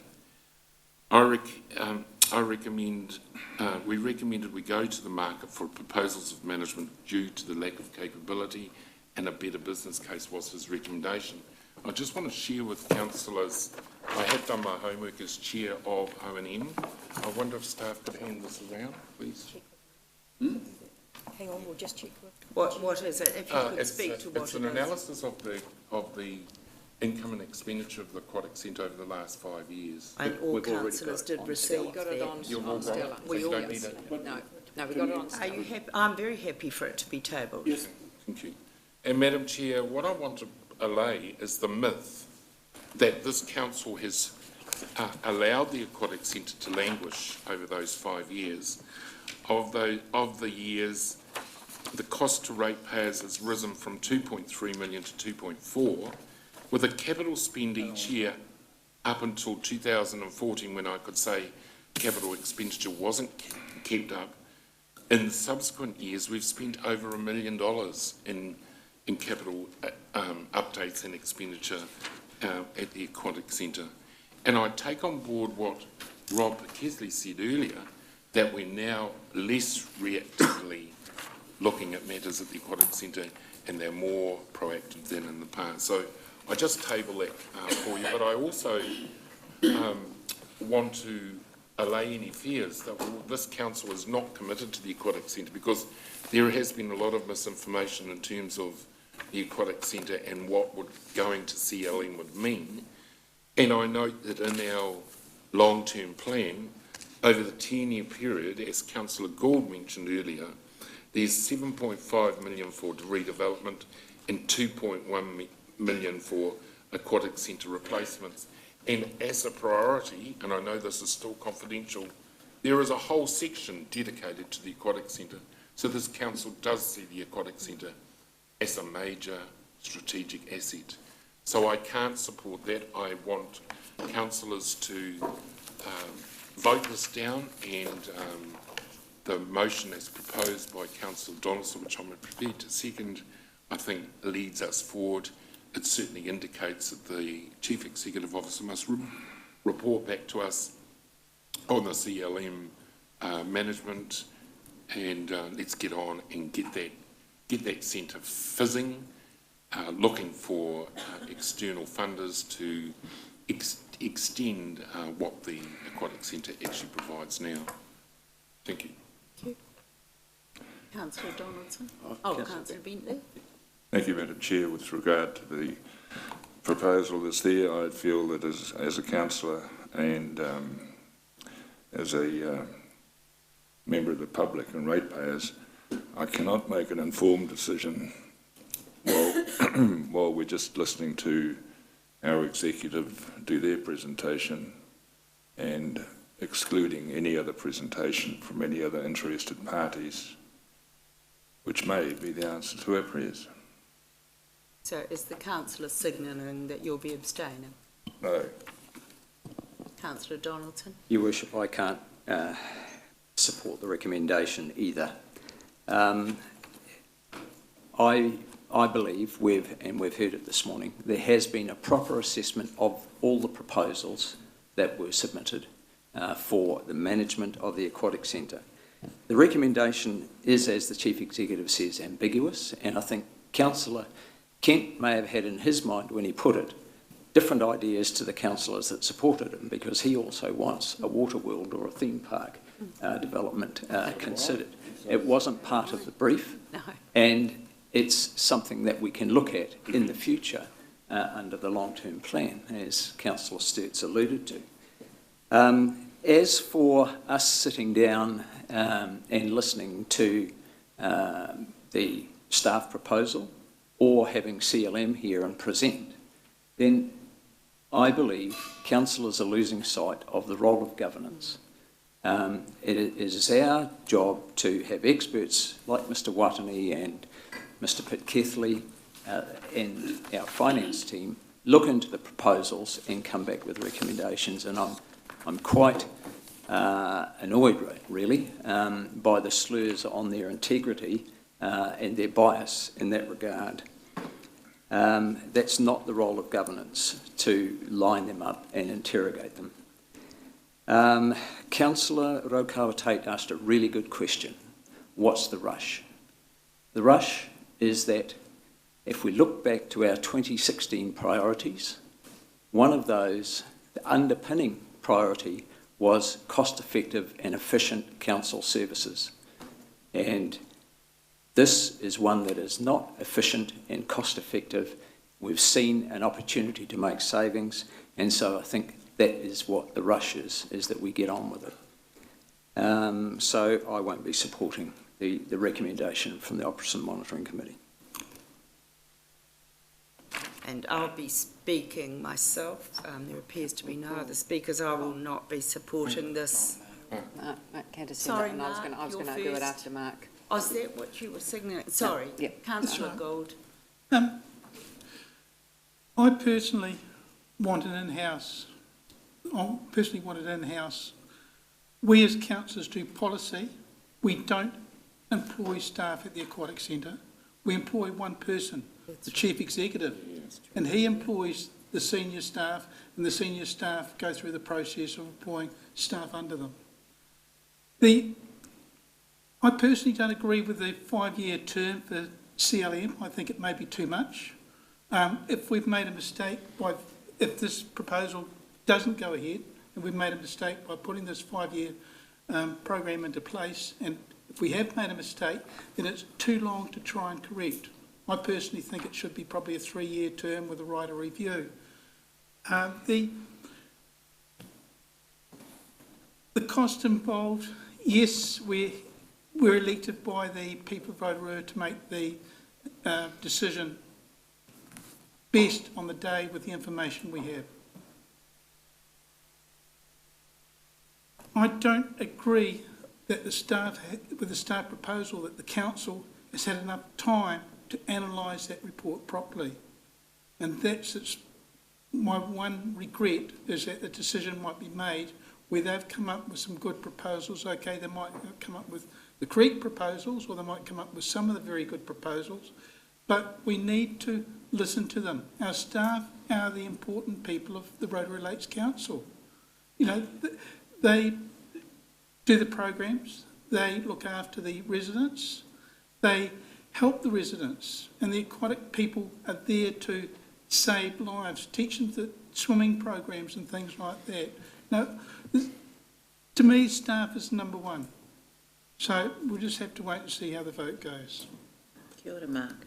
Thank you, Mark. Well, I won't be supporting the proposal because of its ambiguity, and I've heard adequately about the reason why we did a Section 17A, which was always about Vision 2030, to provide cost-effective and efficient services.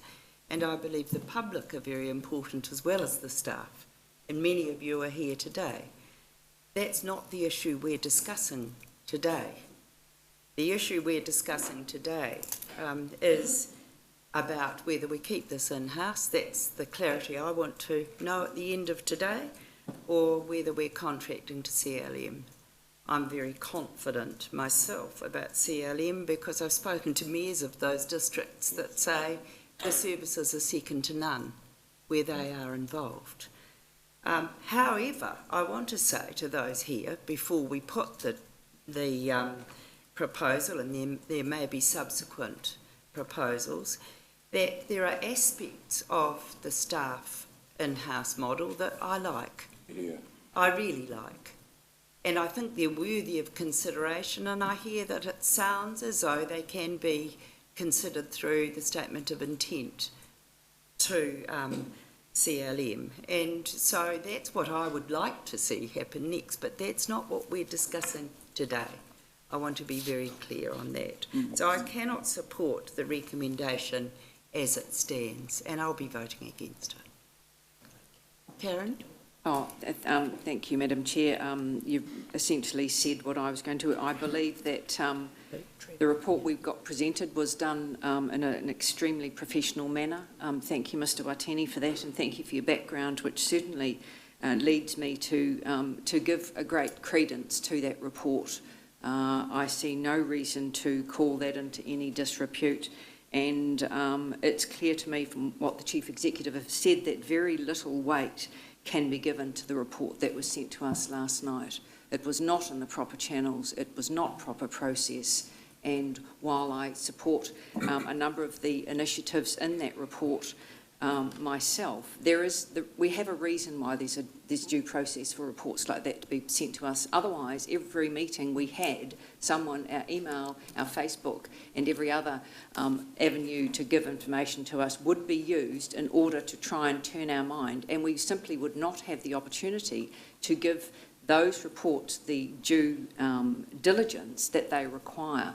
And actually, the job to give those reports the due diligence is before it reaches our table, and our staff then give a summation of that, and we get those reports ourselves to see that. I believe I've been presented with some factual information with which to base my decision on. I cannot support this. I believe if we went back to the drawing board, all we're doing is doing what actually previous councils have done, got a report, sat on it, chewed it around, did nothing, spent another 18 months, another term comes by, we add it to the stack, we get another report.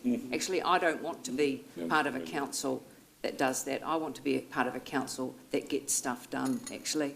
And this has been a problem. There are places around the country that run them very well. We've seen all that information. Going back to the drawing board, to me, is a complete and utter waste of time. So I won't be supporting the motion. Trevor? Councillor Maxwell? Thank you.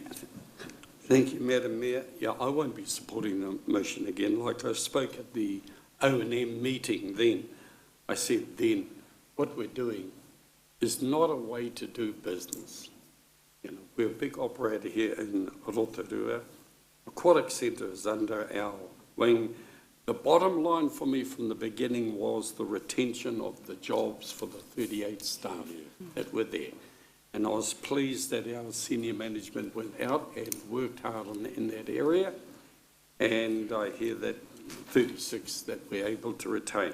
So the motion that whichever way it goes today, it's not that the staff are losing their jobs. It's which way are we going to do it. And the CEO gave us a clear option of which way to do it. So for me, and yeah, thank you for that information, Councillor Stead. I didn't realise that Councillor Bentley was the one who moved the motion before in supporting a highly experienced group like CLM and to take this for us. But still, that's like at the O&M meeting, there was a recommendation to hear, and you're allowed to change your mind. But after hearing all the information, and also I heard a little bit of criticism about this meeting has gone for, or this issue has gone for an hour and a half or whatever. I don't mind if it went for 4 hours as long as we get the right information. No, I wouldn't have minded that. Thank you. So with that, yeah, thank you. That's my position. Well, I'm going to put the motion. Madam Chair, I have a right of reply. You do have a right of reply. Thank you, Madam Chair. I've heard repeated several times that the motion before the Council currently is ambiguous. I fail to understand which word in there is ambiguous and suggest that a few people around here perhaps need to start looking at an English dictionary. It is perfectly clear it is not ambiguous at all. Secondly, Councillor Okara-Tate was quite right. What's the rush? The rush going down the CLM track right now, without further considering the staff proposal, without investigating whether, in fact, by giving out an outsource to CLM is going to kill a waterworks or a splash planet for Rotorua, which incidentally on page 16 is stage 3 proposal in the long-term plan we're going out to ask the public about. Yes. I think we've got all this round the wrong way. You are suggesting that, no, we go and get the contract anyway. We haven't even investigated whether this thing we're going out to the public to ask them if they want it is going to be killed by doing so. That's irresponsible. All I'm suggesting is that the Chief Executive and the staff should re-evaluate what they've received, as we now know. Should look into whether there is any ramification that could impact on the long-term plan proposal here for the waterworks, because I'm quite sure everyone here would love a geothermal water slide or whatever, right? But unless we know what that impact is, we should not be rushing into a decision just to award the contract to CLM. And this recommendation was nothing about awarding the contract to CLM. It said, take a step back, do the job properly, do the comparisons, and if the answer is to award it to CLM, go ahead and do so. But do the job properly first, and that's all I ask. I don't want to be a councillor that's responsible for rushing into this, for killing a water world or a splash planet for Rotorua. I don't want that on my epitaph. Right. I'm now going to put the motion. All those in favour that Council to go back to the drawing board and properly consider all management options, including the staff proposal and development opportunities for the Aquatic Centre, please say aye. Aye. Aye. Contrary? No. Division, please. Division, called for. Raise of hands, please. All those in favour? I changed my mind, Madam Chair. I'm voting.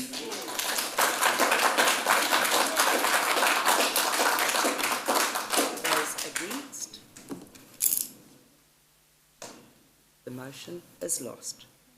No, Carried. Sorry, it's carried. Carried. Change mine. Right, we move on now. We have a break, Madam Chair.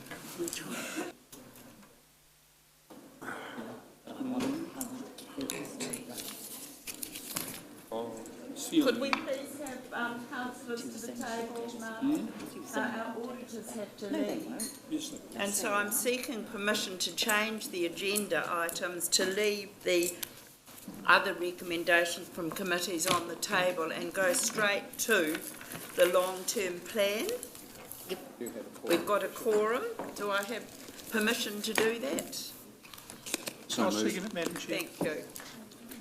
So do I have a mover and a seconder?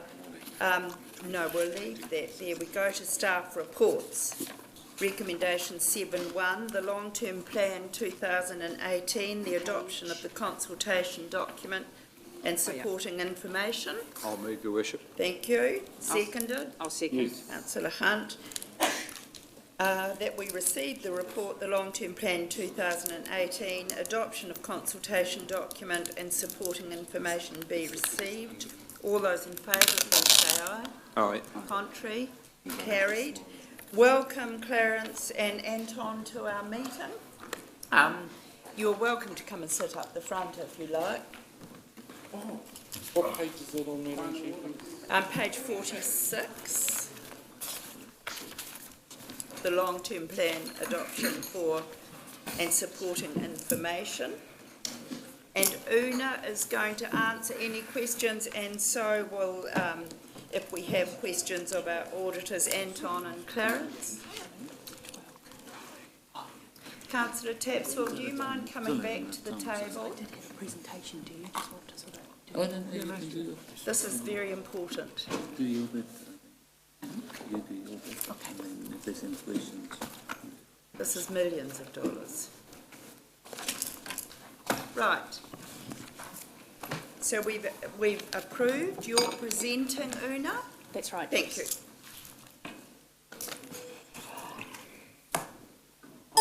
I'll just wait for the presentation to come up on the screen.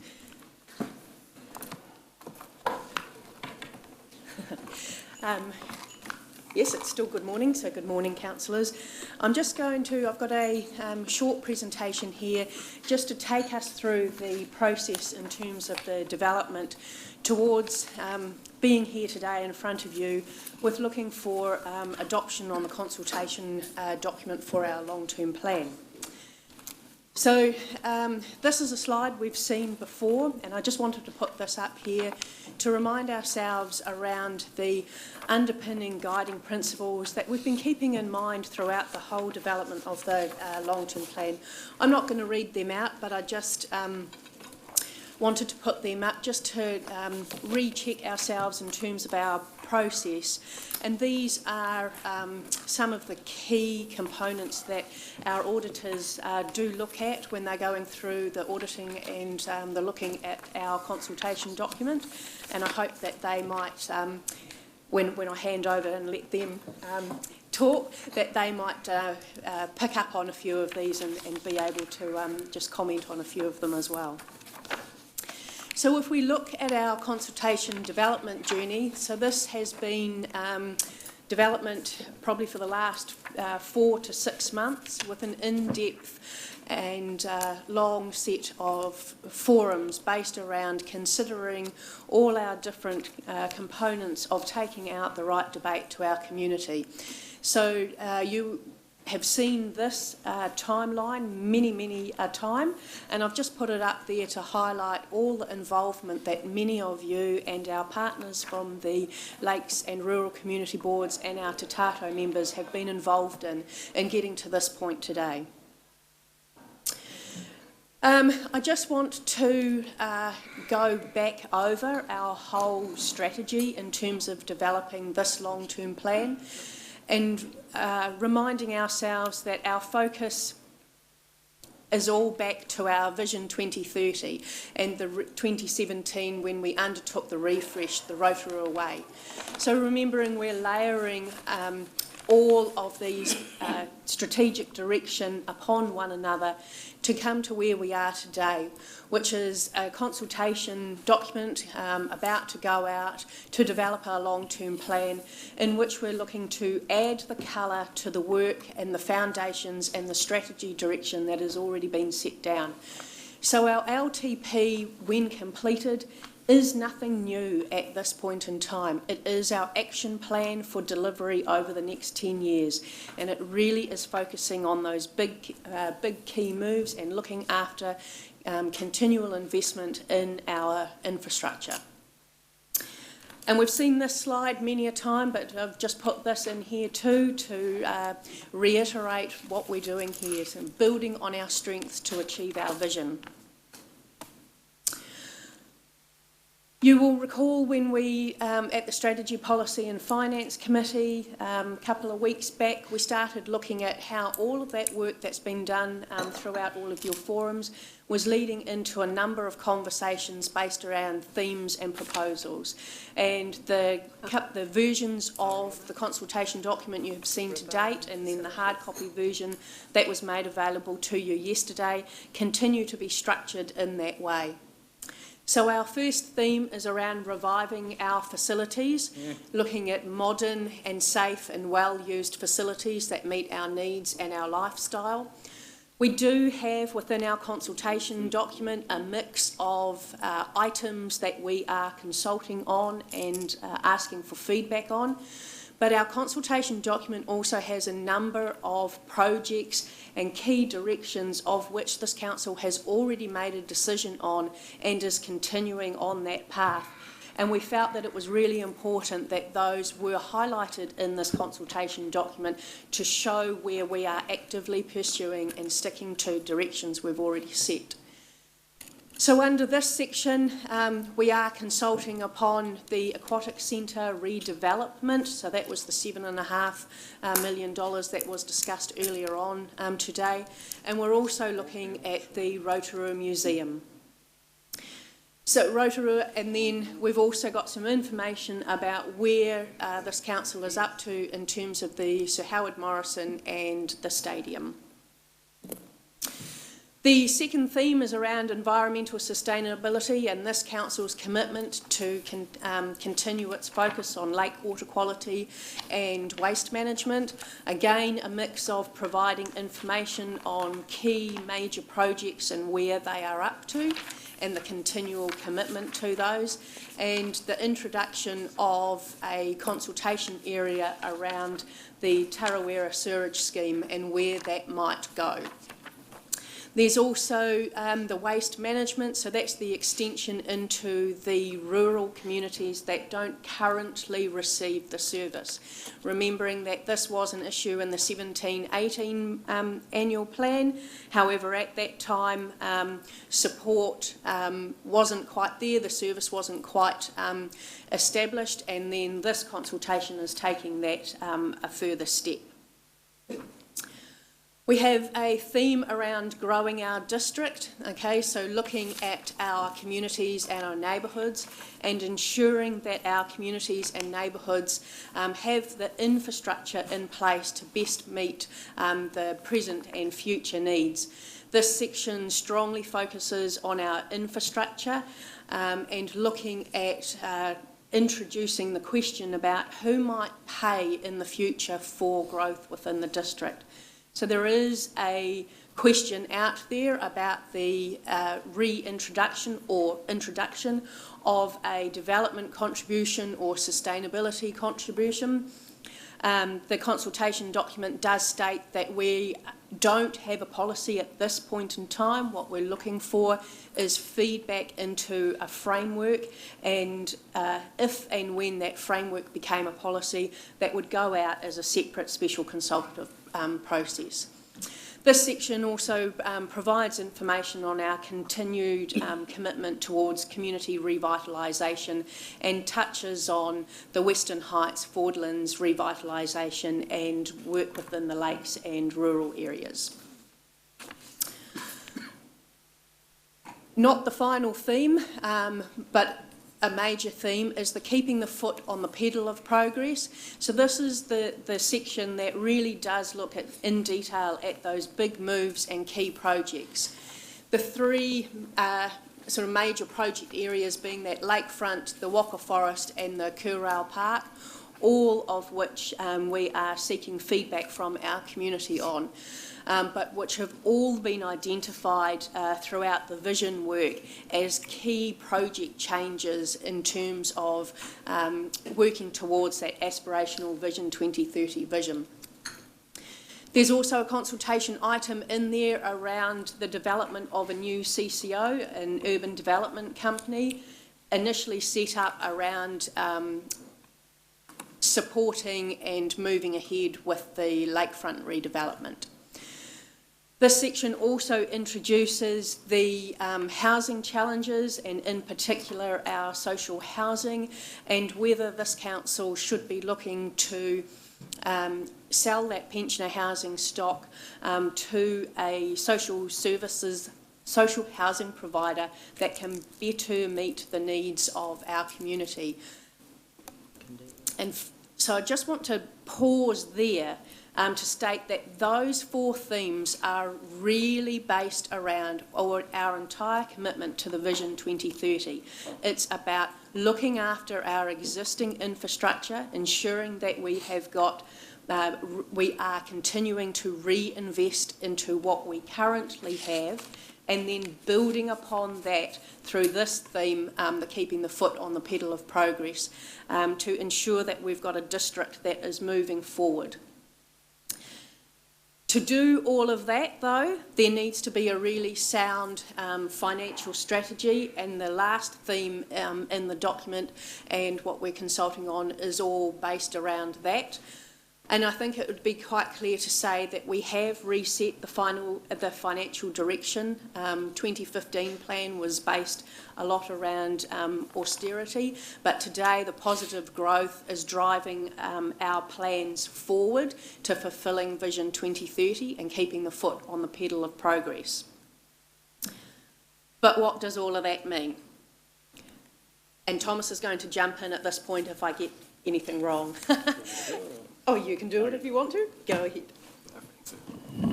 Good morning, councillors. So just a reminder, so what does this mean? So the big focus of this plan really is capital spend. So it is a $480 million reinvestment into existing infrastructure and improving our infrastructure.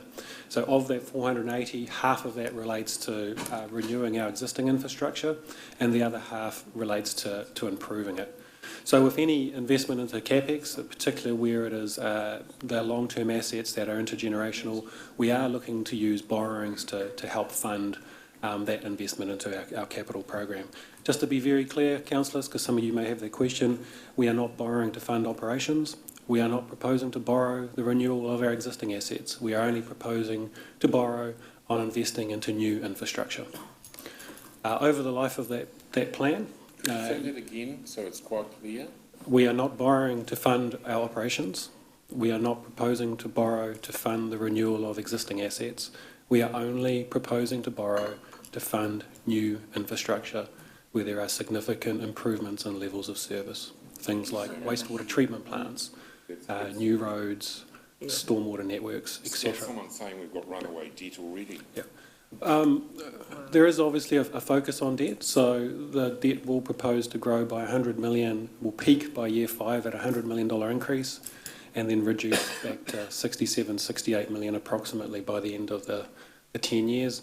The reason for that, as we've discussed, there's a heavy focus at the front end of the long-term plan with regards to that infrastructure. A lot of that is tied to sewage works, upgrades to the wastewater treatment plant, Rotorua, and those types of things. I think the important thing is that while, yes, we are seeing an increase in debt, what this graph shows you, though, is that we're also seeing a significant increase in our capital, or infrastructure in the district, and we're maintaining roughly that percentage of having approximately 83% equity in our infrastructure and our assets. So debt itself, so there is a big change with regards to the proposed debt cap. So we currently operate at 185%. and we're living within that. We will need to increase that debt cap, and the line there is the proposed new debt cap of 225%. As you'll see, we don't move directly to that debt cap, so what we have allowed for is obviously a prudent level of liquidity or buffer for those unknown factors. And by the end of the 10 years, we move back to being below the 185. So basically roughly the same percentage of debt to income as we were at the start.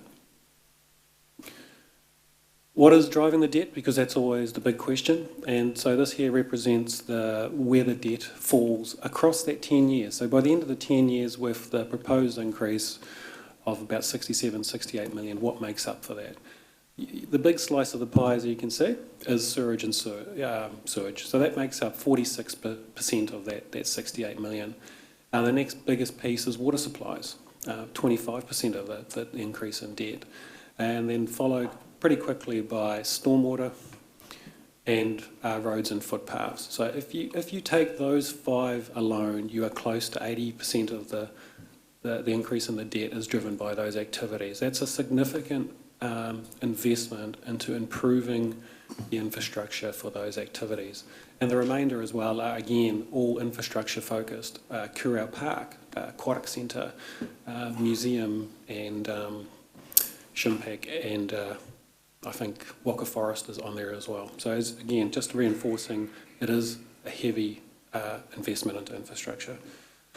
Like any investment though into infrastructure, and in particular where you are using debt to fund that improvement in the level of service, there is a flow-on effect to your operations. You have increase of depreciation expense to fund, you have increases in interest. And so what you do have there is a profile of rates increases across that 10 years which are reflective of that investment into CapEx. There's no radical change in the level of service or cost increases built in across the 10 years. It is just reflective of that investment and the flow-on effect. And so what we are proposing is an increase in year one of 5.6%.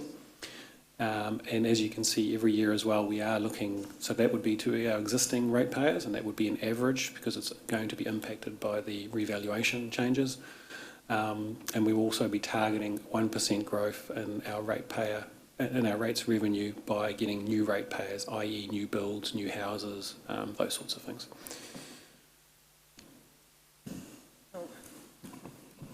So just to do a bit of a summary, I think going back right to the beginning of our long-term plan process and looking at the development of the consultation document, there was a strong focus throughout all of those forums around how bold is our district in going forward with this plan.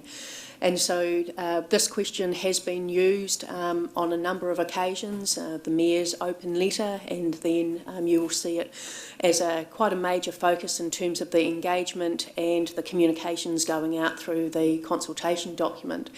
And asking our community about, have they got the confidence in Rotorua to invest in the future of our district and our people? And we're asking them now, are they willing to help us colour that future for themselves and for their tamariki and mokopuna, for the progress of this wonderful district we all call home. So after getting approval to go out for consultation, we will be looking at running an engagement period from the 5th of March till the 13th of April, and really encouraging all of our people in our community to have their say. And as we've talked about before, we do have a very intense engagement activity plan out there, and we've been making contact with yourselves in terms of looking for support in leading that activity. And just to summarise, you've got things like the community conversations, a number of forums, there will be a huia iwi, got a number of pop-ups and events, and don't forget that all the information will be available on our engagement platform, Let's Talk. You've seen this slide before, and it's just to round off the conversation really with giving you yet another hint of the engagement and that whole looking at colouring our direction and future through feedback that we're looking to get in the consultation document. So at this point, I'm going to hand over to our auditors, Clarence, Susan and Anton. I'll let Anton say his surname because I can't pronounce it, and look to them to give us their feedback on their auditing of our process to this point.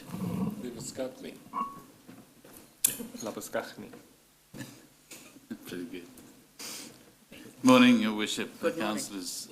Thank you for the opportunity to be here today. So yes, we to issue an unmodified audit opinion once you've decided to adopt the consultation document. That means that we're happy that the consultation document provides an effective basis for public participation in the consultation process, and that the underlying information that the document is based on is fair and reliable. What we don't do is we don't issue an opinion on, or expressive opinion on how viable the opinion, the underlying actual documents are. I mean, the whole strategic direction. So what I'm trying to say is that, so responsible for reporting the consultation document is required by section 93C of the Act. I do not express an opinion on the merits of any policy. What we do look at is, when we look at the underlying information, make sure that the assumptions that it's based on is based on the best information available. We look at financial sustainability to make sure that it's within your agreed levels of debt and rate increases and all of that, so that it complies with all of those things. So overall, we think that, yes, it is a good document to go out. Once it's been out to consultation, all the feedback will be incorporated into the final LTP, and then we will issue another opinion on the final LTP, which is more a document which will be used for future reporting against. So that is actually monitoring your actual delivery of the plan. So if there's any questions, yeah, be happy. Are there any questions? Councillor Sturt, then Councillor King. One of my observations, and I read this cover to cover last night, the proposed draft LTP, I've got to say I'm absolutely delighted with its content, its user-friendability, if there's such a word, for the average ratepayer. I just hope the average ratepayer has the opportunity to access a whole document, and I've spoken to Una about this morning. This council has been accused of auditors of having a whole lot of vanity projects. Well, I wouldn't call 46% sewage vanity, 7% stormwater, 25% water supplies, etc. Over 80% of our budget is certainly not. I'm not going to be held that I'm into vanity projects supporting those, but they are needed. Una, can I just ask you a question? What has been the response from elected representatives to your request involved in the forums, the engagements and the pop-up events? Because I expect to be a high uptake of that, because this is our plan, it's not your plan, it's our plan. We've got to go out and sell it, and also be available to answer the question. At this point in time, we've got relatively good support. What we've put out to you at the moment is really just the first tranche of, I guess, they are more the events that we actually need multiple, or the more elected members at those sessions, the best. They will be engagement sessions where we anticipate some big numbers to be at, so the more members that we have at those sessions, the better. My team are actively making contact to make sure that we are fully supported in those, and we will be coming out again with sort of a second round of looking for support in terms of when we have pop-ups open, and we're looking at scheduling pop-ups to be open when we know people to be around. So we're looking at that 6-week period and looking at the types of events and things and where crowds are going to be, so that we can be there as well. Our T-shirts. The other question I've got is, in view of a decision that was made earlier, is there any jeopardy to the Aquatic Centre redevelopment of 7.5 million, Aquatic Centre replacements of 2.1 million, and what Thomas already, someone said there might be a 1% increase on top of the, whatever we've signalled, the 5.75, because you'd already factored in the savings from the decision that was made in November, which has now been reversed. Would you like to comment, please? Correct, Councillor. We have, as Henry eloquently put, banked that saving in the long-term plan.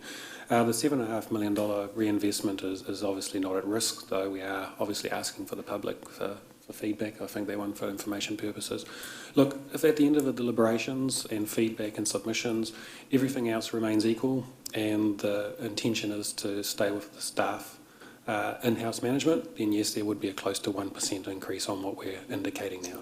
So that is the implications. So that's, Your Worship, supplementary to that. That's the question I was going to ask on page 72, 73, the impact, average rates impact. Will there be an adjustment to the figures in the consultation document? That's my first question. And just at the last paragraph on page 73, what your property pays based on your property's land value, I thought that should be capital value. Yeah. So on the first one, there is no room for adjustment. So we have an audit process and a hot review and an opinion. So for us to change anything at this point would be rework and going back through that process. And I'm not too sure around the availability and the timelines, but you would not be therefore approving it for release today, which obviously has significant flow-on effects. And on that second one, Councillor, yes, we will make that necessary change. You are correct, it is on capital value. Okay, thank you. Are there any other questions, Councillor Ken? Thank you, Your Worship. Through you, my question is for Mr. Sutton, if you would.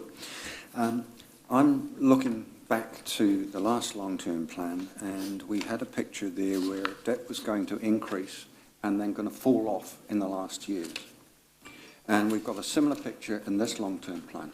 But isn't it reality you never actually achieve the savings at the end because you never get there because you introduce another long-term plan? And that in reality, what we're looking at is a $100 million increase in debt in 5 years? I may answer that on his behalf. Ultimately, this is Council's plan. So if Council at the next long-term plan has a LTP that looks different and there are new priorities coming out, that is ultimately your decision as to changing from that direction from one LTP to another. But in reality, sort of a 5-year out picture is more likely to be where we're going to be than the 10-year picture, which we're never going to get to. Well, that's not necessarily either. Once again, it is forecast that's based on the ability to deliver significant amounts of capital works in the periods that we've allocated, and it's probably unlikely based on things like resource consent applications and those sorts that it may not happen as we're forecasting to be, and it may spread out slower and longer. So these are the things that naturally happen. Or alternatively, faster.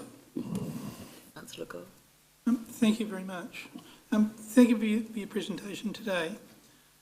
When you talk about the average rate increase of 5.6%, on page 72 it shows residential at 7.86 and farming at 3.41. There are a lot of people out there who can't afford a huge residential increase of 7.86. Today. Another percent. You've added a percent today.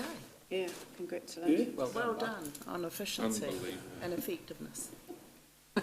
When you talk about the museum, you put approximately 30 million, and yet with the figures you came to us last year was 60 million.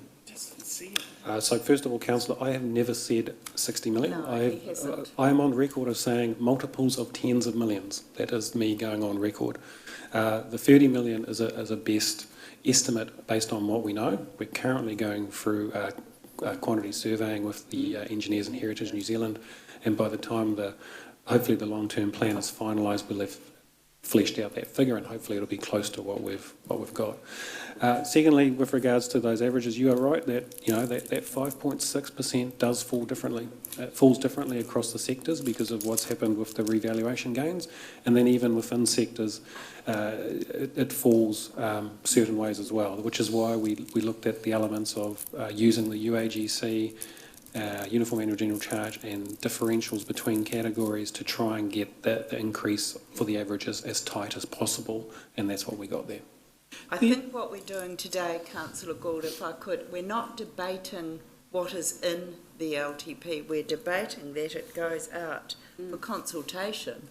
It's the feedback from the public that we so care about that may change. Yeah, I'm just saying that some but of the... it's not for debate. That actually, if you look at what we're accepting today, that we adopt the consultation document and supporting information. It's just that some of the council preferred options is, on a couple of other cases, I just want to bring it to the council's attention, like the Rotorua sewage scheme.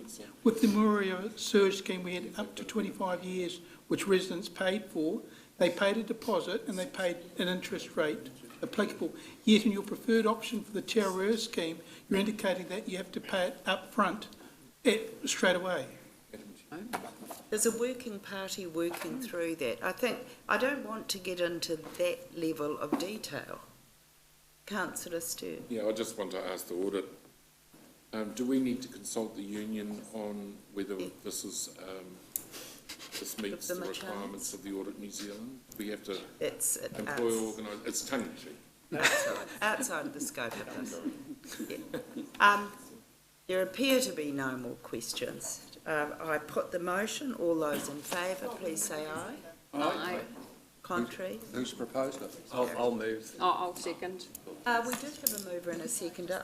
We had a mover to receive. Yeah, just to receive. Yep, same mover and Your seconder. move. Thank you. All those in favour, please say aye. Aye. Contrary? No, please record my vote against. And mine too. And I do hope that staff who are so caring of our community, councillors, all take part in going out to these workshops and don't leave it to those that are the busy ones of council. I just hope everybody, and we'll be looking at that, and that will be on the public record about how enthusiastic. It's always some of us that are out there. Great. Thank you for coming. Sounds like another threat. Well, it's not another threat. We know our participation. Now we go back to the recommendations from committees. Page 43.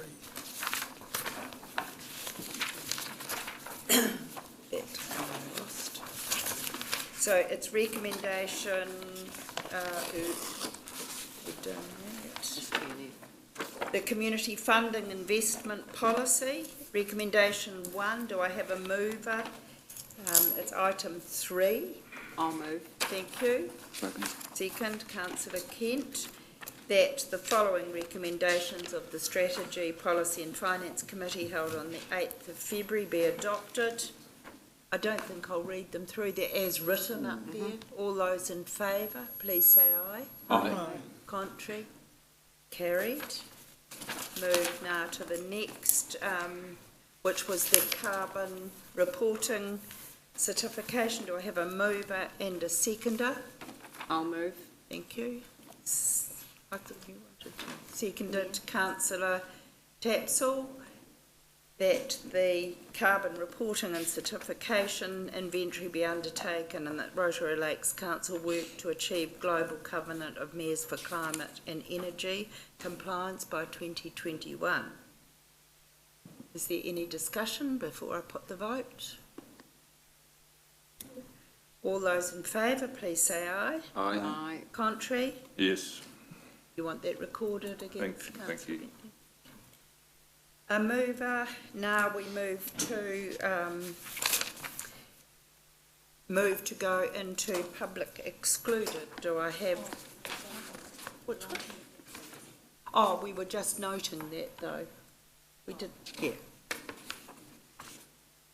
So recommendation 3, the long-term plan progress update, was noted, not for any decision. We've made our decision. Thank you. Now, a resolution to go in public excluded. There are 3 items, if I just raise them before the public that may be listening.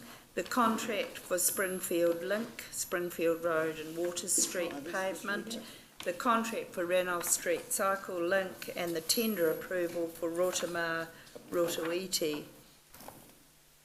Oh, that's right. Sorry, it's because we've jumped around. There are now only 2 items for consideration. As item 2, the Rotorua, Rotorua sewage reticulation's been deferred to a future meeting. So it's the Ranulph Street Cycle Link and the Springfield Link. And the reason why these are in public excluded is to enable us, any local authority holding the information, to carry on without prejudice or disadvantage negotiations, including commercial and industrial negotiations. Do I have a mover? I'll move. Okay. Second. Councillor Donaldson. All those in favour, please say aye. Aye. Madam Chair, for those ladies. Now the public is asked to leave. Yeah.